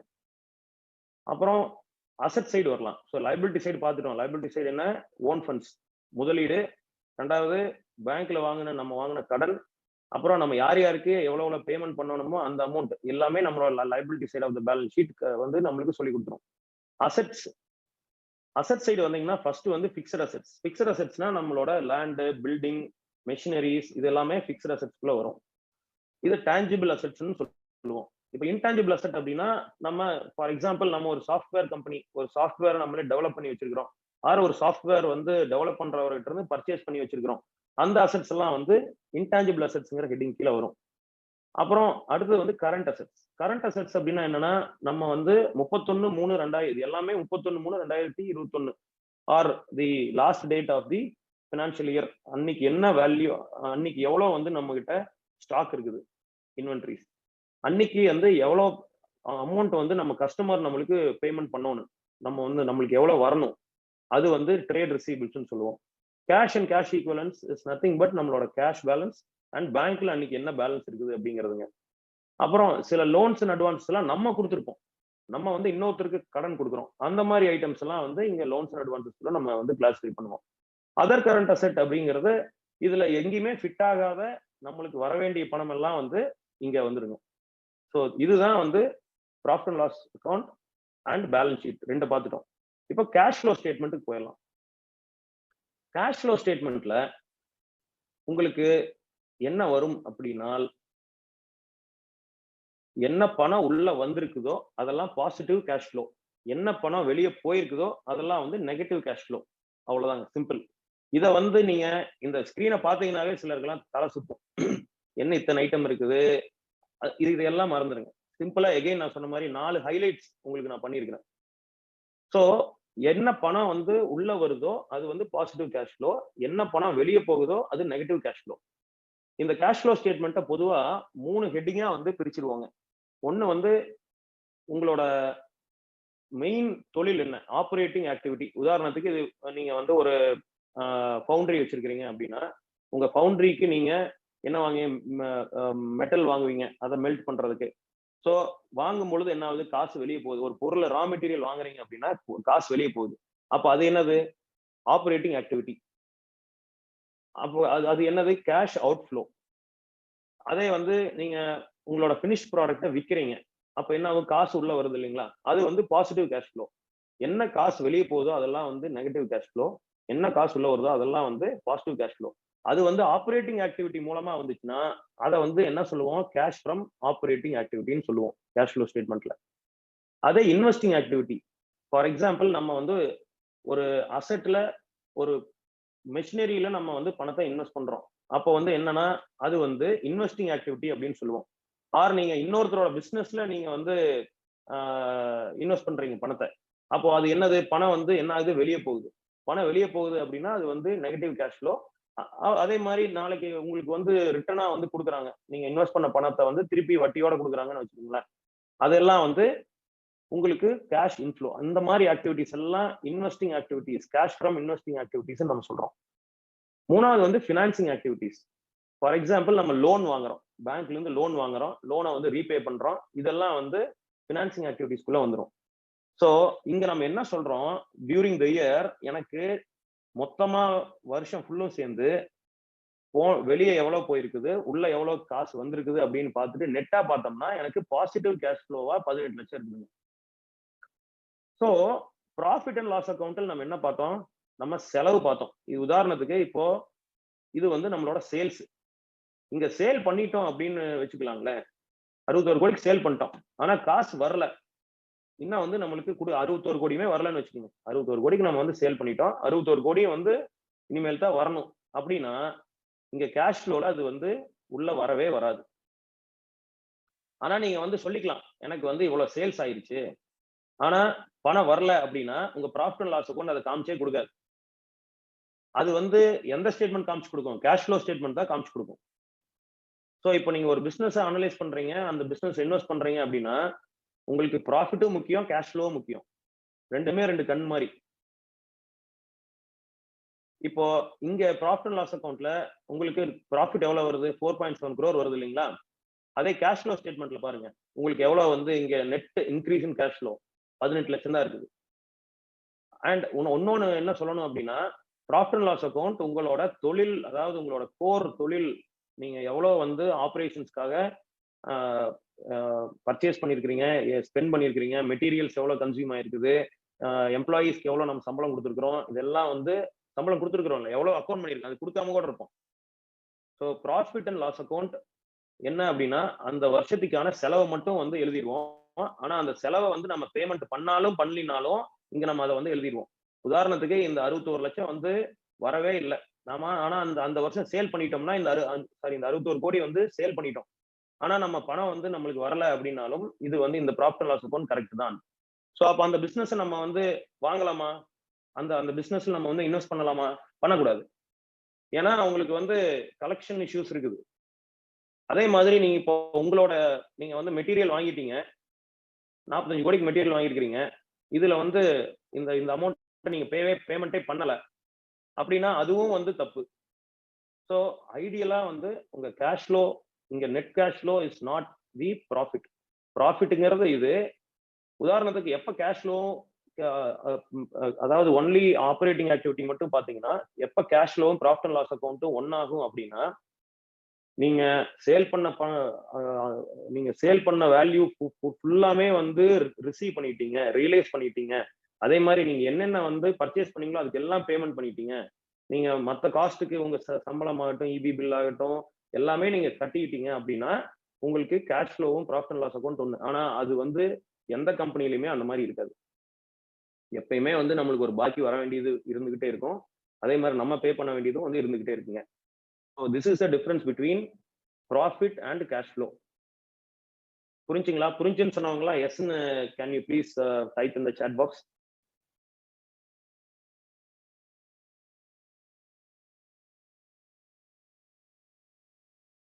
ஏன்னா நானும் வந்து ரொம்ப நேரமா பேசிட்டு இருக்கேன், எல்லாத்தையும் வந்து மியூட் பண்ணிட்டாங்க அட்மின். ஸோ நீங்க வந்து உண்மையிலுமே வந்து முடிச்சிருக்கிறீங்களா? Okay, thank you. நிறைய எஸ்எஸ், அமரேசன், பூபதி குமார், அறிவு, தேங்க்யூங்க உங்களுக்கு. ஸோ ப்ராஃபிட் கேஷ் ஃப்ளோ இதை வந்து நம்ம பார்த்துட்டோம். ஸோ இப்போ நான் வந்து ஷேரிங் ஸ்டாப் பண்ணிடுறேன். இதுக்கு மேலே நம்ம வந்து கண்டென்ட் இதுவும் ஷேர் பண்றது முடிஞ்சிருச்சு. இப்போ let us discuss on other things. சரிங்களா? ஓகே.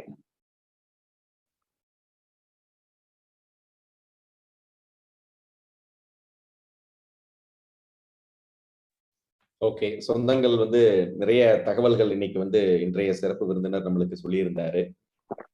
உங்களுக்கு உண்டான சந்தேகங்கள் இருந்தா நீங்க சேட் பாக்ஸ்ல போடலாம். ஒருத்தர் வந்து கேள்வி கேட்டிருந்தாருங்க ஆல்ரெடி உங்களுடைய செஷன் போகும் பொழுதே. பிஏடி அதாவது ப்ராஃபிட் ஆஃப்டர் டாக்ஸஸ் இது வந்து எப்படி, அதை பத்தி கொஞ்சம் விளக்கம் சொல்லுங்க அப்படின்னு கேட்டிருந்தாங்க.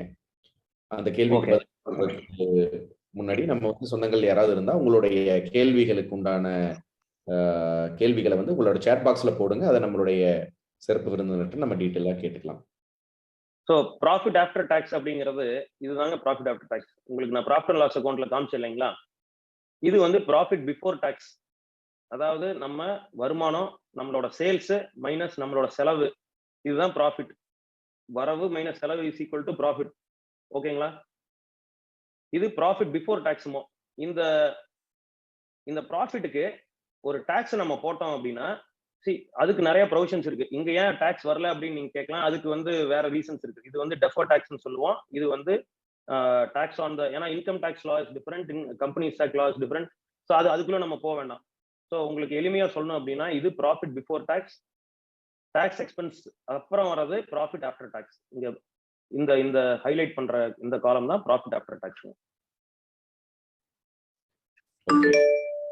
அடுத்தது முக்கியமா இன்னொரு கேள்வி என்ன கேட்டிருக்காங்கன்னா, தனி உரிமையாளர் நிறுவனம் அதாவது ப்ரொப்ரைட்டர்ஷிப் கன்சர்ன்ஸ்க்கு என்ன வகையான விஷயங்களை நம்ம ஃபாலோ பண்ணணும், அதற்கு உண்டான வழிவகைகள் என்ன அப்படின்னு கேட்டிருக்காங்க. ஓகே, இப்போ நீங்க கேட்கறதெல்லாம் நம்ம இப்போ டிஸ்கஸ் பண்ண போறோம். ஸோ நம்ம இப்போ வந்து ஒன்று ஃபினான்ஷியலி நம்ம வந்து லிட்ரேட் ஆகிட்டோம். ஒன்று நம்ம profit and loss account, balance sheet இதெல்லாம் வந்து இன்னைக்கு நம்மளுக்கு படிக்க தெரியும். ரெண்டாவது நம்ம இப்போ வந்து ஃபினான்ஷியல் மேனேஜ்மெண்ட், ஒரு ஒரு ஒரு கம்பெனி வந்து நல்லா சக்சஸ்ஃபுல்லா நடக்கணும்னா அதுக்கு முக்கியமான விஷயம் என்னன்னாங்க, நம்ம ஃபைனான்சஸை கரெக்டா மேனேஜ் பண்ணணும். ரைட்? ஸோ இப்போ ஒரு பிஸ்னஸ் ஸ்டார்ட் பண்றீங்க ஆர் இருக்கிற பிஸ்னஸ் நீங்க ரன் பண்றீங்க அப்படின்னா உங்களுக்கு ஒரு புது ப்ராஜெக்ட் ஒன்று நீங்க போறீங்க. அப்போ வந்து என்னன்னா நீங்க அந்த காஸ்ட் ஆஃப் ப்ராஜெக்டை நீங்க வந்து டிட்டர்மைன் பண்ணணும் கரெக்டா. அதுக்கு என்ன அப்படின்னா, இப்போ ஃபார் எக்ஸாம்பிள் நீங்க கேள்வி கேட்ட மாதிரி ஒரு ப்ரொப்ரைட்டர் பிஸ்னஸ் சக்சஸ்ஃபுல்லா ரன் பண்ணணும்னா என்னென்ன பண்ணணும் அப்படின்னா இன்னைக்கு நம்ம சொல்றது இப்போ பார்க்க போறதுதான். ஸோ ஒரு ப்ராஜெக்ட் நீங்க போறீங்க அப்படின்னு முடிவு பண்ணா நீங்க அதுக்கு கொட்டேஷன் வாங்கணும். மெஷினரி கொட்டேஷன் ஆகட்டும், இப்போ வந்து பில்டிங் கட்டுறீங்க அப்படின்னா அந்த பில்டிங்க்கான எஸ்டிமேட்ஸ், என்ஜினியர்ஸ் எஸ்டிமேட்ஸ் இதெல்லாம் வந்து உங்களுக்கு வேணும். அப்பதான் வந்து நீங்க காஸ்ட் இவ்வளவுதான் செலவாகுது அப்படின்னு நீங்க வந்து ஒரு ஃபைனலைசேஷன், ஒரு முடிவுக்கு வரணும் முதல். ரெண்டாவது, சரி ஒரு 5 கோடி ஆகுதுன்னு வச்சுக்கலாங்களேன், என்னோட ப்ராஜெக்ட் காஸ்ட் வந்து 5 crores. இப்போ இந்த 5 கோடியை எப்படி நான் வந்து இன்வெஸ்ட் பண்றது? என்கிட்ட வந்து ஒரு 3 கோடி இருக்குது பணமா நான் வச்சிருக்கிறேன், இதுக்குன்னே தனியா ஒதுக்கி வச்சிருக்கிறேங்கிற பட்சத்துல இந்த 2 கோடி நம்ம வந்து கடன் வாங்கலாம். பேங்க்ஸ் கிட்ட வந்து நம்ம லோன் போறோம். பேங்க் லோன் அப்படின்னீங்கன்னா அதுல இருக்கிறதுலே சீப்பஸ்ட் ரேட் ஆஃப் இன்ட்ரெஸ்ட் எந்த பேங்க் நம்ம வந்து தராங்களோ அப்கோர்ஸ் அங்கதான் நம்ம போக போறோம். அதுல எந்த டவுட்டும் இல்லை. இப்போ என்னோட ஒப்பீனியன்ல நான் என்ன சொல்லுவேன்னாங்க, நீங்க உங்க கையில் இருக்கிற காசு 3 கோடி அப்படின்னா அந்த 3 கோடியும் வந்து if I were to start a business I will definitely not invest the entire 3 crore in the business. I will probably invest 2 crore in the business. Instead of going for 2 crore loan எடுக்கிறதுக்கு பதிலா நான் வந்து 3 crore வந்து loan எடுப்பேன். ஏன் அப்படின்னா எப்பயுமே வந்து ஒரு இது வந்து என்னோட பர்சனல் ஸ்டைல், என்னோட இன்வெஸ்ட்மெண்ட் ஸ்டைல். நான் இந்த 1 கோடி என்ன பண்ணுவேன், வேற ஏதோ ஒரு பிசினஸ்ல இல்ல வேற ஏதோ ஒரு இன்வெஸ்ட்மெண்ட்ல, இது இட் கேன் பி லேண்டா இருக்கலாம், real estate or some other revenue generating or appreciating asset appreciating ஆக்டிவிட்டியில நான் அதை வந்து ஸ்பெண்ட் பண்ணுவேன். சரிங்களா? ஸோ இதை தான் வந்து கார்பரேட்ல நான் I mean with God's grace I have got experience with corporates, working with corporates. So நம்ம இப்போ என்ன டிஸ்கஸ் பண்ண போறோம் அப்படின்னீங்கன்னா, கார்பரேட்ல வந்து என்னென்ன மாதிரி ப்ராசஸ் எல்லாம் ஃபாலோ பண்றாங்க, அதெல்லாம் எப்படி நம்ம வந்து நம்ம சிம்பிள் ஒரு ஸ்மால் பிஸ்னஸ்க்கு நம்ம இது அதை எப்படி வந்து இம்ப்ளிமெண்ட் பண்ணலாம், or any business for that matter எல்லா லெவல்லையுமே இந்த ப்ராசஸ் எல்லாம் இம்ப்ளிமெண்ட் பண்ணலாம். அது நம்ம அப்ஜெக்டிவ் என்னன்னு கேட்டீங்கன்னா, ஒரு ஸ்மால் பிசினஸ் வந்து மீடியம் சைஸ் பிசினஸா மாறணும், ஒரு மீடியம் சைஸ் பிசினஸ் வந்து ஒரு லார்ஜ் பிசினஸா மாறணும், ஒரு லார்ஜ் பிசினஸ் வந்து கங்க்ளாமரேட்ஸா மாறணும். Right? I think every business man will have this dream. So அதை எப்படி வந்து எல்லா சக்சஸ்க்குமே சில மந்த்ரா இருக்கும். சரிங்களா? இப்போ if you follow step 1 to step 10, step 11 is success அப்படின்ட்டு நம்ம வந்து பிசினஸ் சொல்ல முடியாது. ஆனா அது நம்ம ஓரளவுக்கு முயற்சி செய்யலாம். அதை தான் கார்பரேட் வந்து பண்றாங்க. அதை நான் இப்போ வந்து உங்ககிட்ட ஷேர் பண்ண விரும்புறேன். என்னன்னு கேட்டீங்கன்னா, ஃபர்ஸ்ட் வந்து ஒரு விஷன் வேணுங்க ஒரு பிசினஸ்க்கு. ஒரு பிசினஸ் அப்படின்னா கண்டிப்பா வந்து ஒரு விஷன் வேணும். விஷன் அப்படிங்கிறது என்னவா இருக்கலாம் அப்படின்னா, ஒரு 10 இயர்ஸ்ல, ஒரு 5 to 10 இயர்ஸ் டைம்ல நான் வந்து எந்த லெவல்ல என்னோட ரெவென்யூ இருக்கும், எந்த லெவல்ல என்னோட ப்ராஃபிட் இருக்கும், அப்புறம் என்னோட இன்வெஸ்ட்மெண்ட்ஸ் எல்லாம் வந்து என்னென்ன மாதிரி இன்வெஸ்ட்மெண்ட் நான் பண்ண போறேன். அதையும் தாண்டி விஷன் ஸ்டேட்மெண்ட் வந்து ஒன் லைனரா இருக்கும். பொதுவா பாத்தீங்கன்னா பெரிய பெரிய கம்பெனியோட விஷன் வந்து ஒன் லைனரா இருக்கும். அது என்னவா இருக்கும், say in 2030 I have to start business in 15 cities in India or 15 cities across the world. இது வந்து ஒன் ஆஃப் த விஷன்ஸா இருக்கலாம். ஒரு விஷனை வந்து நடத்தணும், ஒரு விஷனை சக்சஸ்ஃபுல்லா நடத்தணும் அப்படின்னா அதுக்கு வந்து மிஷன்னு சொல்லுவாங்க. மிஷன் அப்படின்னா என்னவா இருக்கும், குவாலிட்டி சர்வீசஸ், குவாலிட்டி ப்ராடக்டை நான் வந்து டெலிவர் பண்ணுவேன் அப்படிங்கிறது ஒரு கம்பெனியோட மிஷனா இருக்கும். ஸோ இந்த விஷன் அண்ட் மிஷன் இல்லை அப்படின்னா நம்ம வந்து ஒரு டைரக்ஷன்லெஸ் ஷிப்பா வந்து நம்ம இருப்போம். எங்க போறோன்னே தெரியாது, எதுக்கு போறோம்னு தெரியாது. அந்த மாதிரி வந்து ஒரு டைரக்ஷன்லெஸ்ஸா நம்ம வந்து இருந்தோம் அப்படின்னா அது வந்து பிசினஸ் வந்து அவ்வளவு எஃபிஷியன்ட்டா நம்ம பண்ண முடியாது. ஸோ உங்களுக்கு இது வந்து ஒரு கீ டேக்அவேவா நான் வந்து சொல்லணும்னு ஆசைப்படுறேன். ஏன்னா நம்ம கம்யூனிட்டி வந்து already we are very strong in business.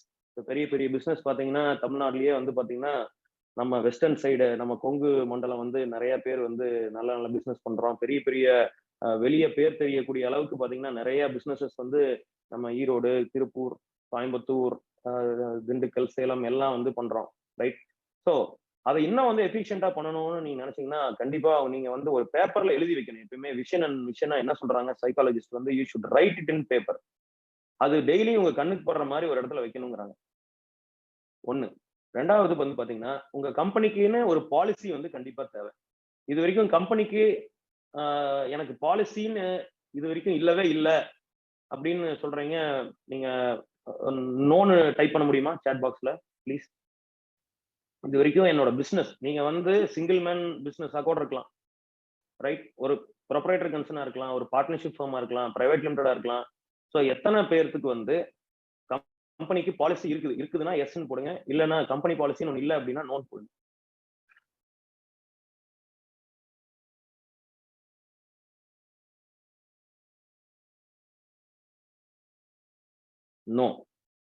No தான் அதிகமா சொல்றீங்க. ரைட்?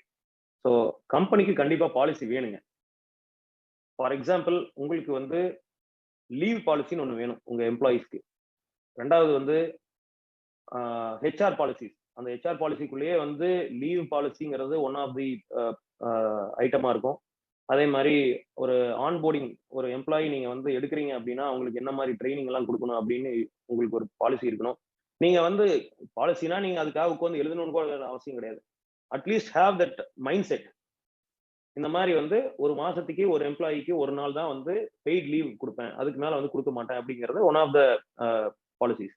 அதே மாதிரி பர்ச்சேசிங் பாலிசி ரொம்ப இம்பார்ட்டன்ட்டுங்க. நான் பாக்குற கார்பரேட்ஸ் எல்லாருமே பாக்குற கார்பரேட்ஸ் எல்லாருமே வந்து சக்சஸ்ஃபுல் கார்பரேட்ஸ் பர்ச்சேசிங் பாலிசி ரொம்ப ஸ்ட்ரிக்டா ஃபாலோ பண்ணுவாங்க. பர்ச்சேசிங் பாலிசியில என்ன அப்படின்னு கேட்டீங்கன்னா, அவங்களோட அந்த லெவல் ஆஃப் டிரான்சாக்ஷனை பேஸ் பண்ணி ஒரு லிமிட் ஃபிக்ஸ் பண்ணியிருப்பாங்க.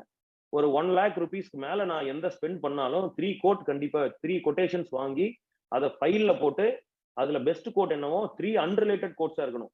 உதாரணத்துக்கு ஒரு ஒரு ஒரு கம்பெனி இருக்குது, அதோட சிஸ்டர் கன்சர்ன்லயே வந்து 3 கம்பெனி இருக்கும். அந்த 3ட்டையும் வந்து வாங்கிட்டு அந்த மாதிரி வந்து பண்ணுவாங்க. ஸோ இது வந்து எப்படின்னாங்க, இந்த 3 கோட் பாலிசிங்கிறது நீங்க வாங்கி ஃபைல் பண்றது அப்படிங்கிறது ஒண்ணு. இன் கேஸ் அது பண்ண முடியல, அட்லீஸ்ட் ஒரு ஃபோன் பண்ணி கேளுங்க. 3 டிஃபரெண்ட் சப்ளையர் கிட்ட ஒரு ஃபோன் பண்ணி கேட்டீங்கன்னா, அப்படிதான் நம்ம பண்றோம். பட் அதையே ஏன் நீங்க வந்து ஒரு ஃபார்மலைஸ்ட் பாலிசியா வச்சு அதை டாக்குமெண்ட் பண்ணீங்கன்னா இன்னும் பெட்டரா இருக்கும் அப்படிங்கிறது தான் வந்து என்னோட தாழ்மையான கருத்து. ரெண்டாவது, நம்ம ஆல்ரெடி இந்த இந்த பிகினிங் ஆஃப் த செஷன் நம்ம வந்து என்ன பார்த்தோம், நான் ஒரு கேள்வி கேட்டேன். அதுக்கு வந்து நிறைய பேர் அவங்களோட பேங்க் ஆபரேஷன்ஸை நீங்க தான் ஹேண்டில் பண்றீங்கன்னு சொல்றீங்க. என்னை பொறுத்த வரைக்கும் இது வந்து நான் வேல்யூடட் ஆக்டிவிட்டி. ஃபார் எக்ஸாம்பிள், பெரிய கம்பெனிஸ் எடுத்துக்கோங்களேன். டாடா குரூப் ஆஃப் கம்பெனிஸ் ஒரு 50 கம்பெனி பெரிய கம்பெனியே இருக்கும். அதுல ரட்டன் டாட்டாவே எல்லா பேங்க்குக்கும் எல்லா பேங்க் அக்கௌண்ட்டுக்கும் செக் சைன் பண்ணணும், எல்லா பேங்க் அக்கௌண்ட்டும் அவருக்கு தான் வந்து பாஸ்வேர்டு போகணும் அப்படின்னா அவர் எப்படி வந்து வேற வேலையை பார்க்க முடியும்? So it can be one of the takeaways. நீங்க வந்து பாஸ்வேர்டுக்கு ஆக்சஸ் நீங்க வச்சுக்கோங்க, பட் ஆனா உங்களோட ஸ்டாஃப் யார்கிட்ட அது இஃப் பாசிபிள். இப்போ நான் not talking about a very small business where it is an one man show. So நீங்க வந்து ஒரு அளவுக்கு ஸ்கேல் அப் ஆகுறீங்க. சரி, இப்போ நான் ஸ்மால் பிசினஸ் அப்படின்னு சொல்றது ஒரு 5 crore to 10 crore turn over பண்ற கம்பெனிஸ் எல்லாம் நம்ம வந்து ஸ்மால் பிசினஸ் கேட்டகரைஸ் பண்ணுவோம். ஒரு 50 to 80 crores பண்றது வந்து லெஸ் தென் 100 crores வந்து மிடில் லெவல் பிசினஸ். மோர் தென் 100 crores வந்து நம்ம லார்ஜ் பிசினஸ் சொல்லுவோம். மோர் தென் 1000-2000 crores எல்லாம் வந்து கங்க்ளாமரேட்னு நம்ம சொல்றோம். ரைட்? ஸோ அவங்களோட லெவலுக்கு தகுந்த மாதிரி நீங்க வந்து அந்த உங்களோட ஆக்டிவிட்டிஸை நீங்க முடிஞ்ச வரைக்கும் டெலிகேட் பண்ணிட்டு, அதாவது இந்த மாதிரி routine activity, see you have to decide which activity to delegate, which activity not to delegate, right? So அப்பதான் நீங்க வந்து இந்த டெலிகேட் பண்ண ஆக்டிவிட்டி எல்லாம் மற்றவங்க பண்ணாங்கன்னா you can focus on the marketing அந்த பிசினஸ் டெவலப்மெண்ட். ஏன்னா அங்கதான் நம்மளுக்கு வந்து உண்மையான காசு இருக்குது, உண்மையான growth எங்க இருக்கு, நம்ம மார்க்கெட்டிங்ல நம்ம பிசினஸ் டெவலப் பண்றதுக்கு. நீங்க போயிட்டு நிறைய கஸ்டமர்ஸ் பிச் பண்ணலாம். அந்த அந்த மாதிரி நீங்க அந்த ரியல் ஆக்டிவிட்டி ஆபரேஷன்ஸ்ல நீங்க ஃபுல் ஃபோக்கஸ்டா இருக்கலாம். This is another probable takeaways. அப்புறம் நீங்க வந்து இப்போ நான் சொல்றது வந்து பாத்தீங்கன்னா ஒரு ஸ்மால் பிசினஸஸ்க்கும் அப்ளிகபிள் ஆகும், லார்ஜ் பிசினஸ்க்கும் அப்ளிகபிள் ஆகும். ஒரு ப்ராசஸ் நீங்க வந்து கண்டிப்பா செட் பண்ணி ஆகணும். நாங்க வந்து என்ன பண்ணுவோம், பிசினஸ் ப்ராசஸ் ரீஇன்ஜினியரிங்னே ஒரு ஒரு அசைன்மெண்டாவே பண்றது உண்டு சில மிடில் லெவல் அண்ட் லார்ஜ் கம்பெனிஸ்க்கு. ஸோ அந்த பிசினஸ் ப்ராசஸ் ரீஇன்ஜினியரிங் என்ன பண்ணுவோம், ப்ராசஸ் செட் பண்ணுவோம். ஸோ ஒரு பர்சன் ட்ரிவன் கம்பெனியை ப்ராசஸ் ட்ரிவன் கம்பெனியா மாத்தணும். அப்பதான் வந்து நம்ம growth வந்து ஃபாஸ்டா இருக்கும். எல்லாத்துக்குமே அப்ஜெக்டிவ் என்னங்க, நம்ம வந்து பணம் சம்பாதிக்கணும். அதை வந்து எவ்வளவு பீஸ்ஃபுல்லா சம்பாதிக்கிறோங்கிறதா வந்து மேட்டர். இப்போ நீங்க வந்து உதாரணத்துக்கு 10 பேர் இருக்கிறாங்க, அந்த 10 பேர் தான் வந்து கம்பெனியை ஓட்டுறாங்க, அந்த 10 பேர்னாலதான் கம்பெனி நடக்குது அப்படிங்கிற ஒரு நிலைமை வரவே கூடாது. ஒரு பர்சன் டிபெண்டாவே வந்து இருக்கவே கூடாது ஒரு business. It should be a process dependent. ப்ராசஸ்னா என்ன மாதிரி ப்ராசஸ்? ஃபர்ஸ்ட் நீங்க மண்டே மார்னிங் அப்படின்னா எல்லாரும் வந்து அவங்களோட இப்போ ஒரு கம்பெனியில் 4 டிபார்ட்மெண்ட் இருக்கு. Purchasing department, sales department, HR department, இந்த மாதிரி ஒரு 4-5 டிபார்ட்மெண்ட் இருக்குன்னு வச்சுக்கலாங்களேன். 4-5 டிபார்ட்மெண்ட்னா ஒரு 10-50 பேர் இருக்கணும்னு கூட அவசியம் கிடையாது. ஒரு பர்ச்சேஸ்க்கு ஒருத்தர் இருப்பாரு, சேல்ஸ்க்கு ஒருத்தர் இருப்பாரு, இதுக்கு ஹெச்ஆருக்கு ஒருத்தர் இருப்பாரு. ஈவன் ஒரு ஒன் பர்சன் ஒன் டிபார்ட்மெண்ட் இருக்கிறாங்கன்னா கூட அவங்க மண்டே மார்னிங் அப்படின்னா அவங்களுக்கு வந்து சில ரிப்போர்ட்ஸ் நம்ம ஸ்ட்ரக்சர் பண்ணி கொடுத்துடணும். மண்டே மார்னிங் ஆச்சுன்னா இந்த ஃபார்மேட்ல நீ போன வாரம் என்ன பண்ணீங்க அப்படின்ட்டு எனக்கு நீங்க ரிப்போர்ட்ல எழுதி என் டேபிள்ல வச்சிருங்க. ஒரு பிசினஸ் ஓனரா வந்து இது நீங்க தாராளமா கேட்கலாம். மண்டே மார்னிங் ஆச்சுன்னா பர்ச்சேசிங் டீமா, ஓகே இந்த லாஸ்ட் வீக்ல, ஏன்னா இது வாரம் நடக்க போற மீட்டிங், ஆர் நீங்க வந்து உங்களோட நேச்சருக்கு தகுந்த மாதிரி இதை வந்து மந்த்லி ஒன்ஸ் கூட வைக்கலாம். பட் கண்டிப்பா இருக்கணுங்க. frequency doesn't matter, but it has to be there.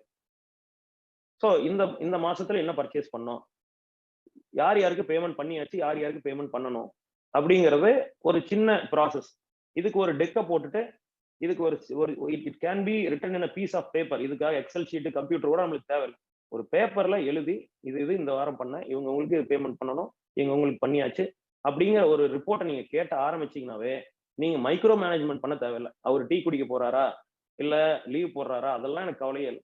Monday morning report வரணும், கேள்வி கேளுங்க, நீங்க கொஸ்டின்ஸ் மட்டும்தான் கேட்கணும். இது கார்பரேட் வந்து ரூத்லெஸ்ஸா ஃபாலோ பண்ணுவாங்க. மண்டே மார்னிங் 11 o'clock மீட்டிங் அப்படின்னா மண்டே மார்னிங் 11 o'clock நடந்தே தீரும். இப்பதான் வந்து நம்மளுக்கு we have opportunity to join Zoom meeting, right? So எங்க இருந்தாலும் மண்டே மார்னிங் 11 o'clock நீங்க இதை ஃபாலோ பண்ணியே ஆகணும். ஒரு வாரம் கூட நீங்க விடக்கூடாது. அப்பதான் வந்து அவங்களுக்கும் அந்த சீரியஸ்னஸ் வரும். இது வந்து நான் கார்பரேட்டை கத்துக்கிட்ட ஒரு முக்கியமான ஒரு டேக்அவே நான் நினைக்கிறேன். அதே மாதிரி targets and budgets are very இம்பார்ட்டன்ட்டுங்க.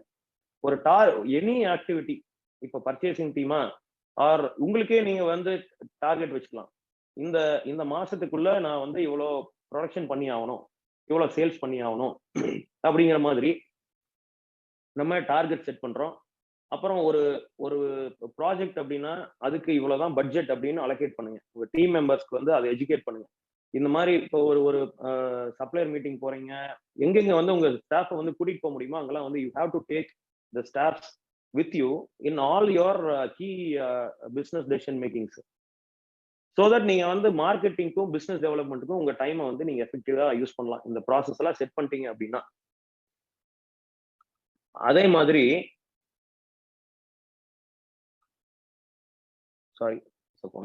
So அதே மாதிரி இப்போ ஒரு டைம் ஃபிக்ஸ் பண்றீங்க, மார்னிங் வந்து 9:30 எல்லாரும் வரணும் அப்படின்னா you have to walk the talk. நீங்க வந்து 10:30 போக கூடாது. 9:30னா 9:30க்கு நீங்க இருந்தீங்கன்னா தான் மற்றவங்களும் வந்து வருவாங்க. Basically these are all the discipline or some good choices that you can make in your பிசினஸ்ங்க. ஓகே, மிக தெளிவான விளக்கம். எப்படி வந்து ஒரு தொழில் நிறுவனம் வந்து நடைமுறையில ஒரு மீட்டிங்ல ஆரம்பிச்சு அந்த ஃபினான்ஷியல் கண்ட்ரோல் அப்படிங்கிறது எப்படி கொண்டு போகணும், அந்த மீட்டிங் எப்படி கொண்டு போகணும், டெலிகேஷன் ஆஃப் ஒர்க் எப்படி போகணும், எல்லாத்தையும் ஒரு சேர அந்த ஃபினான்ஷியல் பெர்ஸ்பெக்டிவ்ல அருமையா சொன்னீங்க. நிறைய வெளிநாட்டில் இருக்கக்கூடிய சொந்தங்கள் இந்த நிகழ்ச்சியில் இணைந்திருக்கிறதுனால ஒரு கேள்வி கேட்டிருக்காங்க. இந்த பர்சன் ஆஃப் இந்தியன் ஆரிஜின் அப்படிங்கிறவங்களும் ஓசிஐ அப்படின்னு சொல்றவங்களுடைய அவங்க வந்து இந்தியால வந்து அக்ரிகல்ச்சரல், அதாவது விளைநிலங்கள்ல, விவசாயம் சார்ந்த விளைநிலங்கள்ல முதலீடு செய்ய முடியாது. இதை தவிர வேற என்னென்ன வசதிகள் அவங்க வந்து இங்க தொழில முதலீடு பண்ண முடியும், அல்லது என்னென்ன அவங்களுக்கு கட்டுப்பாடுகள் இருக்கிறது, இந்தியாவிலிருந்து குடிபெயர்ந்து போய் வெளிநாட்டில் இருக்கிறவங்க இந்தியால எந்த வகையான முதலீடு செய்யலாம், அதற்குண்டான ஒரு பாசிட்டிவ் அண்ட் நெகட்டிவ் ஆஸ்பெக்ட்ஸ் பத்தி நிறைய கேள்விகள் அதை சார்ந்து வந்திருக்கு. ரைட், கரெக்டுங்க. இப்போ person of Indian origin, overseas citizen of India, ஓசிஐம்பாங்க, பிஐஓம்பாங்க, இவங்களுக்கு எல்லாத்துக்கும் வந்து அக்ரி ஆஸ் அன் ஆக்டிவிட்டி வந்து இன்வால்வ் ஆகிறதுக்கு இந்தியாவில் வந்து பர்மிஷன் கிடையாதுங்க. கரெக்டாக வந்து அவங்க சொல்லியிருக்காங்க. வேற வந்து என்னென்ன பிஸ்னஸ்ல அவங்க என்டர் ஆகலாம்னா ஆல்மோஸ்ட் இன்னைக்கு தேதியில முன்னாடி வந்து பாத்தீங்கன்னா ஃபெரா அப்படின்னு ஒரு ஆக்ட் இருந்துச்சுங்க. ஃபாரின் கரன்சி ரெகுலேஷன் ஆக்டா இருந்துச்சு. அதுக்கு பேரே ஃபெரா. இப்போ வந்து அதுக்கு பேர் ஃபெமான்னு மாத்திட்டாங்க. ஃபாரின் எக்ஸ்சேஞ்ச் மேனேஜ்மெண்ட் ஆக்ட்னு மாத்திட்டாங்க. முன்னாடி வந்து ரெகுலேட் பண்ண ட்ரை பண்ணாங்க, இப்போ வந்து மேனேஜ் தான் பண்ண ட்ரை பண்றாங்க. இன் பாஸ்ட் ஒரு 25 இயர்ஸ்ல வந்து பாத்தீங்கன்னா நிறைய, அதாவது ஃபெரா வந்து என்ன சொல்லுவோம், இந்த எனி இன்வெஸ்ட்மெண்ட் உள்ள வருது அப்படின்னா அதை வந்து ப்ரையர் அப்ரூவல் வாங்கி தான் ஆர்பிஐ அப்ரூவல் வாங்கி அதுக்கப்புறம் தான் வந்து அந்த இன்வெஸ்ட்மெண்ட் உள்ள கொண்டு வரணும், நீங்க இந்தியாவில பிசினஸ் பண்ணணும் அப்படின்னு சொல்லுது மேனேஜ்மெண்ட் ஆக்ட். அண்ட் இப்போ ரீசெண்டா வந்த கைட்லைன்ஸ், லிபரலைஸ்டு ஸ்கீம், இதெல்லாம் வந்து இப்போ ரீசெண்ட் பாஸ்ட்ல வந்து இந்த ஒரு 15-20 இயர்ஸ்ல நிறைய இண்டஸ்ட்ரிக்கு வந்து அந்த லிமிட்டை வந்து இன்க்ரீஸ் பண்ணிட்டாங்க. ஃபார் எக்ஸாம்பிள் டெலிகாம் வந்து இப்போ 75% இருக்கு. So any foreign nationals or foreign companies can invest in telecom industry to the extent of 75% of the company's share capital. இந்த மாதிரி ஒரு செக்டருக்கும் வந்து லிமிட்ஸ் இருக்குங்க. அதுல வந்து பை அண்ட் லார்ஜ் வந்து பாத்தீங்கன்னா ரெஸ்ட்ரிக்டட் அப்படின்னா இந்த அக்ரிங்கிறதா வந்து நான் ஒண்ணு சொல்லுவேன். அண்ட் ரெஸ்ட்ரிக்ஷன் வந்து 100% கிடையாது. இப்போ நான் சொன்ன மாதிரி ஒரு பர்சன்டேஜ் வந்து ஒரு இண்டஸ்ட்ரிக்கும் அவங்க வந்து கொடுத்துருக்காங்க. இது வந்து ஜெனரலைஸ் பண்ணி நம்ம சொல்ல முடியாது ஒரே பதிலா. ஒரு இண்டஸ்ட்ரிக்கும் ஃபார் எக்ஸாம்பிள் ரீட்டைல்ல வந்து இப்போ வந்து ரீசெண்டா வந்து ஓபன் பண்ணிருக்காங்க ஒரு 3 years. Just before corona retail செக்மெண்ட்ல. அப்புறம் கன்ஸ்ட்ரக்ஷன் இண்டஸ்ட்ரிக்கும் இதே மாதிரி வந்து ஒரு லிமிட் இருக்குது. ஸோ அந்த மாதிரி ஒரு இண்டஸ்ட்ரி ஸ்பெசிஃபிக்கா வந்து அந்த மாதிரி லிமிட் இருக்குதுங்க. ஓகே. அது போக இதே வெளிநாடுல இருக்கக்கூடிய சொந்தங்கள் வந்து இந்தியாவில் இருக்கக்கூடிய நமது கேபிஎன் மாதிரி இருக்கக்கூடிய என்ஜிஓக்கள்லையோ அல்லது வேற வகையான சங்கங்கள்லையோ அவர்களுடைய ஈடுபாடு கொண்டு வரும் பொழுது அவர்களுடைய ஆக்டிவ் ரோல், அதாவது அவங்க வந்து ஒரு ஃபார் எக்ஸாம்பிள் ஒரு ட்ரஸ்ட் அப்படின்னா அந்த ட்ரஸ்ட்ல மெம்பராக இருக்க முடியுமா, அல்லது ஒரு சங்கம் அப்படிங்கும் பொழுது அந்த சங்கத்துல அவங்களுடைய உறுப்பினர்களாக இருந்து தொழில் வாய்ப்புகளுக்கு பெருக்குவதற்கு அவங்க உறுப்பினராக இருக்க முடியுமா, அதை பத்தின சில விளக்கங்கள் கேட்டிருக்காங்க. ட்ரஸ்ட்ல வந்து பாத்தீங்கன்னா இருக்கிறது கொஞ்சம் ரெஸ்ட்ரிக்ஷன்ஸ் இருக்குதுங்க. அது வந்து இருக்க முடியாது. நம்ம அதே வந்து ஒரு பிரைவேட் லிமிடெட் கம்பெனில வந்து அவங்க ஓனர்ஸா இருக்கலாம், டைரக்டர்ஸா இருக்கலாம். அந்த மாதிரி வந்து நம்ம ஸ்ட்ரக்சர் பண்ணிக்க வேண்டியதாங்க. நம்ம ஆக்டிவிட்டியே வந்து நீங்க என்ன பண்ணலாம், இப்போ person of Indian origin, OCI இவங்க எல்லாத்துக்குமே வந்து கண்டிப்பா இங்க அவங்களோட ஃபேமிலி மெம்பர்ஸ் எல்லாம் இங்க இருப்பாங்க. அவங்க பேர்ல நம்ம வந்து எதாவது பண்ற மாதிரி இருந்தா பண்ணலாம். இந்த மாதிரி சில ஆல்டர்னேட்டிவ் ஆப்ஷன்ஸ் நம்ம பண்ணலாம். சங்கம் அண்ட் ட்ரஸ்ட் அப்படின்னாவே வந்து அவங்க வந்து எஸ்பெஷலி ஓசிஐஸ் இப்போ நான் ரெசிடென்டா இருக்கிறாங்க அப்படின்னா அவங்க வந்து இருக்கலாம். சிட்டிசன்ஸ் ஆஃப் அதர் கண்ட்ரிஸ் வந்து there are some restrictions. Okay. அடுத்தது மிக முக்கியமா இன்னொரு கேள்வி வந்து நிறைய சொந்தங்கள் கேட்டிருக்காங்க. இந்த ஷேர் ஹோல்டர்ஸ், அதாவது நம்ம பங்கு சந்தையில முதலீடு செய்யக்கூடிய ஒரு நிலையில் இருக்கும் பொழுது பேப்பர்ல நிறைய விளம்பரங்கள் வருகிறது. அவங்களுடைய கம்பெனியோடைய profit and loss balance sheet, audited balance sheets எல்லாம் போடுறாங்க, ஆன்லைன்ல இருக்கு. இதை வச்சு நம்ம வந்து சுருக்கமாக, அதாவது ஒரு ஓவர்வியூ பார்க்கும் பொழுது எந்த நிறுவனம் நன்றாக ப்ரோக்ரஸ் பண்ணிட்டு இருக்கு, அந்த நிறுவனத்துல நம்ம முதலீடு ஷேர் ஹோல்டிங் இதுல முதலீடு பண்ணலாமா, ஈக்விட்டி ஷேர்ஸ்ல முதலீடு பண்ணலாமா அப்படின்னு பார்க்கும் பொழுது மிக முக்கியமாக நம்ம பார்க்க வேண்டிய ஒரு விஷயம் என்ன, அந்த கம்பெனியோடைய பேலன்ஸ் ஷீட்டை பார்க்குறப்போ நம்ம எதை முக்கியமா பார்க்கணும் அப்படின்னு கேட்டிருக்காங்க. நான் வந்து let me explain my own story. இந்த ஸ்டாக் மார்க்கெட் கிராஷ் ஆச்சு இல்லைங்களா, இப்போ கொரோனாவோட ஃபர்ஸ்ட் லாக்டவுன்ல அந்த ஏப்ரல் மாசம்னு வச்சுக்கோங்களேன். ஃபர்ஸ்ட் லாக்டவுன் ஏப்ரல் மாசத்துல பயங்கர கிராஷ் ஆச்சு. ஆக்சுவலி வந்து I am not here to name any companies, ஏன்னா stock advice is very dangerous. ரெண்டாவது I am not into that space right now. நான் என்னோட பர்சனலுக்கு நான் வந்து இன்வெஸ்ட் பண்ணுவேன். ஆனா இப்போ நான் ஒன்னு சொல்லி கேபிஎன்ல இப்படி சொல்லிட்டாங்க, நான் இன்வெஸ்ட் பண்ணேன், இவ்வளவு ரிட்டர்ன் வந்துச்சு வரல அப்படிங்கிற அந்த இதுக்கு நம்ம கொஞ்சம் தவிர்த்துக்கலாம்னு நினைக்கிறேன். எப்படி ஆனா வந்து ஒரு நல்ல கம்பெனி கண்டுபிடிக்கிறது அப்படின்னு கேட்டீங்கன்னா, லீவர்ட் கம்பெனி, அன்லீவர்ட் கம்பெனிமாங்க. When there is a crisis in market, when there is a downfall, stock markets across the world crash ஆச்சு அப்படின்னா அது ஒரு நல்ல ஆப்பர்ச்சுனிட்டி டு என்டர். எந்த லெவல்ல என்டர் பண்ணணும் அப்படிங்கறதும் வந்து அது அவங்களோட அதுக்கு வந்து நிறைய அனாலிசிஸ் இருக்குதுங்க. சார்ட் அனாலிசிஸ்ன்னு சொல்லுவாங்க. ஆன்லைன்லயே வந்து பாத்தீங்கன்னா டெக்னிக்கல் அனாலிசிஸ்ன்னு நீங்க வந்து சர்ச் பண்ணீங்கன்னா உங்களுக்கு நிறைய டெக்னிக்கல் அனாலிசிஸ் பேட்டர்ன் சார்ட் எப்படி அனலைஸ் பண்றது அப்படிங்கிறது இருக்குது. அது நீங்க ஆன்லைன்ல பாருங்க. அது வந்து ஒரு இம்பார்ட்டன்டான ஒரு ஆஸ்பெக்ட். எந்த நம்ம வந்து இப்போ உதாரணத்துக்கு நிப்டி வந்து 16,000 இருக்குதுன்னு வச்சுக்கோங்க. இப்போ ஒரு கிராஷ் நடக்குது, 12,000க்கு வந்துருச்சு. நீங்க நினைப்பீங்க இதுதான் பாட்டம் அப்படின்ட்டு உள்ள என்டர் ஆகுங்க அப்படின்னா மறுபடியும் இன்னொரு 2,000-3,000 பாயிண்ட் அடி வாங்கிருச்சு, 8,000க்கு போயிருச்சு.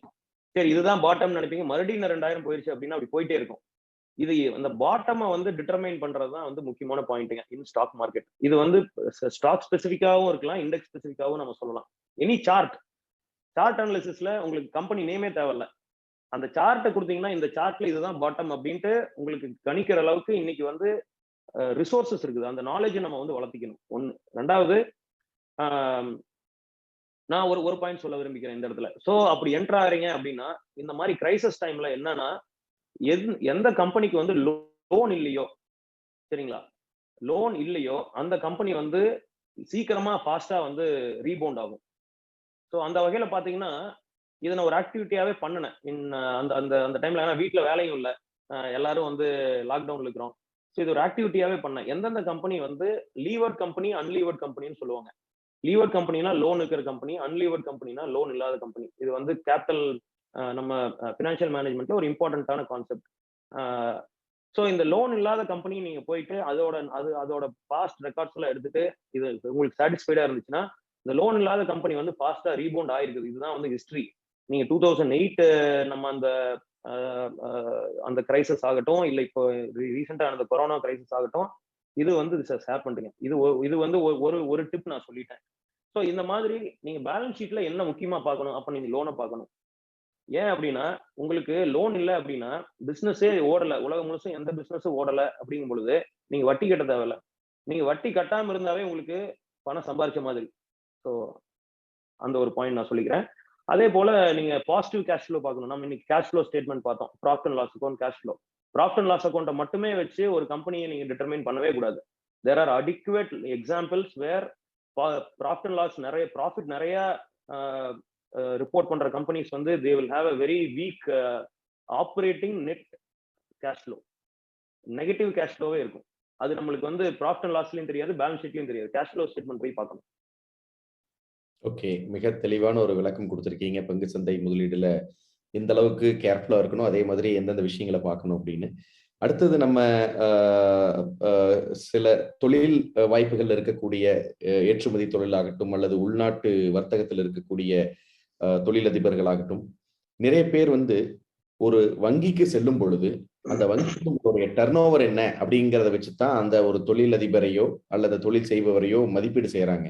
ஆனா அந்த டர்ன் ஓவர் செய்யறவர் எவ்வளவு நிகர லாபத்தை வைத்திருக்கிறார். ஒரு 2 கோடி பண்றவங்க 5 லட்சம் லாபம் சம்பாரிச்சிருப்பாங்க. ஆனா அதே 50 லட்சம் டர்ன் ஓவர் பண்ணவர் ஒரு 10 லட்சம் லாபம் சம்பாரிச்சிருந்தாலும் அந்த 50 லட்சம் டர்ன் ஓவர் பண்ணவரை அவங்கள வந்து ஒரு பெருந்தன்மையாக மதிப்பது இல்லை. அப்படிங்கிற பொழுது இந்த டர்ன் ஓவர் பேஸ்டு கான்செப்ட் எப்படி, ப்ராஃபிட் பேஸ்ட் கான்செப்ட் growth என்ன, இதை நிறைய பேர் வேறு விதமான கேள்விகள் கேட்டிருக்காங்க. இதை நம்ம இந்த காணொலியோட கடைசி கேள்வியை வச்சுட்டு நம்ம அடுத்த கட்டத்துக்கு போகலாம். அப்படிங்கிறதுனால இந்த கேள்வி சம்பந்தமாக நிறைய பேர் டர்ன் ஓவர் பேஸ் பண்ணி போறது நல்லதா, ப்ராஃபிட் பேஸ் பண்ணி போறது நல்லதா அப்படிங்கிற கேள்விகள் நிறைய வச்சிருக்காங்க. ரெண்டுமே முக்கியங்க. இப்போ ஒர்க்கிங் கேபிட்டல் லோன் அப்படிங்கிறது நம்ம டர்ன் ஓவர் பேஸ் பண்ணி தான் வந்து பேங்க்ஸ் வந்து அதை கன்சிடர் பண்ணுவாங்க. நீங்க வந்து ஒர்க்கிங் கேபிட்டல் லோன் வந்து 1 கோடி உங்களுக்கு வேணும் அப்படின்னா 5 டைம்ஸ் டர்ன் ஓவர் வந்து இருக்கணும்னு எதிர்பார்ப்பாங்க. அக்ராஸ் ஆல் பேங்க்ஸ் இதுதான் நார்ம்ஸ். 5 கோடி ரூபா டர்ன் ஓவர் இருந்துச்சுன்னா 1 கோடி ரூபா நீங்க லோன் வாங்கிக்கலாம். சரிங்களா? அந்த கம்பெனி ஒர்க்கிங் கேபிட்டலுக்கு வந்து உங்களுக்கு ப்ராஃபிட் முக்கியமே கிடையாது. இந்த company can even make loss இருந்தாலும் 5 கோடி ரூபா டர்ன் ஓவர் இருந்தா 1 கோடி ஒர்க்கிங் கேபிட்டல் உங்களுக்கு உண்டு. ஆனா நீங்க டேர்ம் லோன் வாங்கணும் அப்படின்னா டேர்ம் லோன்னா ஒரு மெஷினரி பர்ச்சேஸ் பண்றீங்க. அந்த மெஷினரிக்கு வந்து term loan is always period based. ஒரு 5 வருஷத்துக்கு 2 கோடி ரூபா லோன் வாங்குறீங்க. அந்த term of the loan is 5 years அப்படின்னா மாசம் நீங்க வந்து இஎம்ஐ கட்டணும். ரைட்? ஸோ இந்த மாதிரி டேர்ம் லோன் அப்படின்னு நீங்க வந்து வேணும் அப்படின்ட்டு பேங்க்குக்கு அப்ரோச் பண்ணீங்கன்னா அவங்க ப்ராஃபிட் தான் வந்து பார்ப்பாங்க. அவங்களுக்கு வந்து டேர்ன் ஓவர் முக்கியம் கிடையாது. ஸோ உங்களுக்கு நீங்க எந்த லோன் போறீங்க, எந்த லோன் உங்களுக்கு தேவை அப்படிங்கிறத பொறுத்து டேர்ன் ஓவர் முக்கியமா, ப்ராஃபிட் முக்கியமானு முடிவு பண்ணலாம்.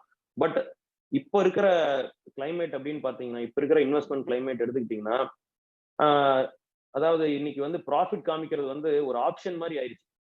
நம்ம ஏன்னா நம்ம ப்ராஃபிட்டை வந்து பிக்ஸ் பண்ணிட்டு அதுக்கப்புறம் பேக் ஒர்க் பண்ற கம்பெனிஸ் நிறைய இருக்கிறாங்க. ரைட்? என்னோட ஒப்பீனியன்ல ப்ராஃபிட் நீங்க வந்து அதிகமா காமிச்சு அதிகமா டாக்ஸ் கட்டணும். என்ன வந்து ஆக்சுவலா ப்ராஃபிட் வருதோ அதுக்கு நீங்க வந்து டாக்ஸ் கட்டிட்டு இருங்க. அண்ட் ரெண்டாவது அதுலயும் வந்து முக்கியமான ஒரு விஷயம் என்னன்னா, over a period of time உங்களோட கிரெடிட் அந்த ஹிஸ்டரி வந்து ரொம்ப நல்லா பில்ட் ஆகும். நீங்க ஆனா தயவு செஞ்சு என்னோட ஒப்பீனியன் என்ன, தயவு செஞ்சு லாஸ் காமிக்காதீங்க. இப்போ நீங்க வந்து அதாவது லாஸ் காமிக்காதீங்கன்னு சொல்றேன். லாஸ் இன்கர் ஆச்சுன்னா நீங்க காமிச்சுதான் ஆகணும். வேணும்னே லாஸ் காமிக்கிற பிசினஸஸ் இருக்கிறாங்க இல்லைங்களா, அவங்க வந்து நான் வந்து என்னோட கிளைண்ட்ஸ்க்கு நான் பொதுவாக லாஸ் ரிட்டர்னா ஃபைல் பண்றதுக்கு நான் விட மாட்டேன். அட்லீஸ்ட் ஒரு பேசிக் ப்ராஃபிட் ஏதோ ஒன்று நம்ம வந்து காமிச்சு அதுக்கு டாக்ஸ் கட்டினா தான் வந்து அந்த பேலன்ஸ் ஷீட் பிஎன்எல் பாக்குறதுக்கு நல்லா இருக்கும். நாளைக்கு யார்கிட்டயா ஒரு பேங்க்கிட்ட போவோம், இல்ல ஒரு கவர்மெண்ட் ஆஃபீஸஸ் போவோம், வேரியஸ் ஃபோரம்ஸ் நம்ம போறோம் அப்படின்னா அது கொஞ்சம் மரியாதையா இருக்கும். தெளிவான ஒரு ப்ராக்டிக்கலான சொல்யூஷன் கொடுத்துருக்கீங்க. நிறைய தொழில் அதிபர்கள் வந்து எதற்காக நம்ம வந்து வீணாக அரசாங்கத்திற்கு வரி செலுத்த வேண்டும் அப்படிங்கிற எண்ணத்திலேயே லாபம் இருந்தாலும் நஷ்டத்தை காமிக்கிற சூழ்நிலையில அது எதற்காக நம்ம வந்து இருக்கிற லாபத்தை காட்ட வேண்டும், அல்லது குறைந்ததாவது நம்ம வந்து ஒரு பேசிக்கான ஒரு ரெக்குயர்மெண்ட் வந்து அரசாங்கத்துக்கு கொடுக்கணும், காட்டணும் அப்படிங்கிறத தெளிவா சொல்லியிருக்கீங்க. இந்த காணொலியில நிதி மேலாண்மை, ஃபினான்ஷியல் லிட்ரஸி எப்படி நம்ம மேனேஜ் பண்ணணும் அப்படிங்கிறதையும் தாண்டி ஒரு நிறுவனம் எவ்வாறு நம்ம செவ்வனே நடத்த வேண்டும், எப்படி நம்ம வந்து நம்ம தொழில கொண்டு செல்ல வேண்டும், தொழிலாளர்களையும் நம்ம அரவணைச்சு எப்படி ஒரு மீட்டிங் கண்ட்ரோலா கொண்டு போகணும் அப்படிங்கிற இந்த ஒரு ஃபினான்ஷியல் சார்ந்த நிறைய விஷயங்கள் இன்றைய காணொலியில தெரிவிச்ச இன்றைய சிறப்பு விருந்தினர் ராஜாமோகன் அவர்களுக்கு Kongu business network association Tamil Nadu, KBN global, சிக்பா மலேசியா மற்றும் கேபிஎன் ஆஸ்திரேலியா சார்பாக எங்களுடைய நெஞ்சார்ந்த நன்றியை தெரிவித்துக் கொள்கின்றோம். நன்றி. ஒண்ணு ஃபைனலா சொல்லிக்கிறேங்க. இப்ப இதோட நம்ம செஷன் முடிக்கிறோம் இல்லைங்களா? ஆமாங்க. ஓகே. ஸோ இந்த மாதிரி ஒரு நல்ல வாய்ப்பு கொடுத்ததுக்கு எனக்கு ரொம்ப I feel very grateful. Personally வந்து ஒரு நல்ல ஃபோரம். இந்த ஃபோரம்ல வந்து நிறைய பெரிய மனிதர்கள், அதிபர்கள், அரசாங்கத்துல பெரிய போஸ்ட் இருக்கிறவங்க எல்லாரும் வந்து பார்ட்டிசிபேட் பண்ணி ஸ்பீச் கொடுத்துருக்காங்க. ஸோ இந்த ஃபோரம்க்கு என்னை இன்வைட் பண்ணதுக்கு ரொம்ப ரொம்ப தேங்க்யூ. அண்ட் ஃபைனலி, எண்ணிய முடிதல் வேண்டும், நல்லவே எண்ணல் வேண்டும், திண்ணிய நெஞ்சம் வேண்டும், தெளிந்த நல்ல அறிவு வேண்டும். நன்றி, வணக்கம். தொழில் மற்றும் வணிகம் செய்யும் கொங்கு வேளாள கவுண்டர் சொந்தங்களை இணைக்கும் பாலமாக கேபிஎன் குளோபல் என்ற டெலிகிராம் குரூப் செயல்பட்டு வருகிறது. 39 நாடுகளைச் சேர்ந்த 3585 கொங்கு வேளாள கவுண்டர் சொந்தங்கள் அதில் ஒரே குடும்பமாக தொழில் விவரங்களையும் தொழில் வாய்ப்புகளையும் அவர்களுக்குள் பரிமாறிக்கொண்டு உள்ளார்கள். இந்த குழு எந்த ஒரு அரசியல் கட்சியையோ அரசியல் தலைவர்களையோ பின்பற்றாத ஒரு குழுவாகும். நமது சமுதாயத்தின் மேல் அக்கறை கொண்டு முற்றிலும் நம் மக்களின் வர்த்தகத்தை உயர்த்த வேண்டும் என்ற உன்னத நோக்கில் செவ்வனே செயல்பட்டு வருகிறது. கேபிஎன் என்ற பெயரில் மலேசியா கோலாலம்பூரில் பழனியப்பன் மாரப்பன் அவர்களால் தொடங்கப்பட்டு தற்போது தமிழ்நாட்டில் Kongu business network KPN association என்ற பெயரில் தமிழ்நாடு அரசில் பதிவு செய்யப்பட்டு தொழில் முனையும் கொங்கு சொந்தங்கள் ஆதரவோடு சிறப்புடன் செயல்பட்டு வருகிறது. கேபிஎன் குளோபல் குழு தவிர வேறு எந்த ஒரு பெயரிலும் வாட்ஸ்அப் குழு, டெலிகிராம் குழு கிடையாது. இது நமது கொங்கு சொந்தங்களின் தொழில் மற்றும் சமுதாய முன்னேற்றத்திற்கு சேவை மனப்பான்மையுடன் உருவாக்கப்பட்ட அரசியல் சார்பற்ற அமைப்பு. இந்த குழுவில் இணைவதற்கு எந்த ஒரு கட்டணமும் கிடையாது. ஒரு சிலர் கேபிஎன் பெயரை பயன்படுத்தி சந்தா வசூலித்து சுய லாபத்துக்காக குழுக்களை அமைத்துக் கொண்டிருக்கின்றனர். அவ்வாறு செயல்படும் குழுவுக்கும் நமக்கும் எந்த தொடர்பும் கிடையாது. 100 விழுக்காடு தொழில் சம்பந்தப்பட்ட பதிவுகள் மட்டுமே, அதுவும் இலவசமாக, எந்த ஒரு சந்தாவும் இல்லாமல் நம் சொந்தங்கள் அனைவரும் முன்னேற வேண்டும் என்ற உயரிய எண்ணத்தில் பதிவுகளை அனுமதிக்கும் ஓர் உலகளாவிய வர்த்தக குழு.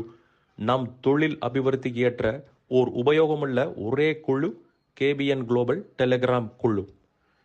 சொந்தங்களுக்கு இது குறித்து சந்தேகங்கள் இருந்தால் +60 13299144 +6 13299144 என்ற அலைபேசி எண்ணில் வாட்ஸ்அப் குறுஞ்செய்தி அனுப்பலாம்.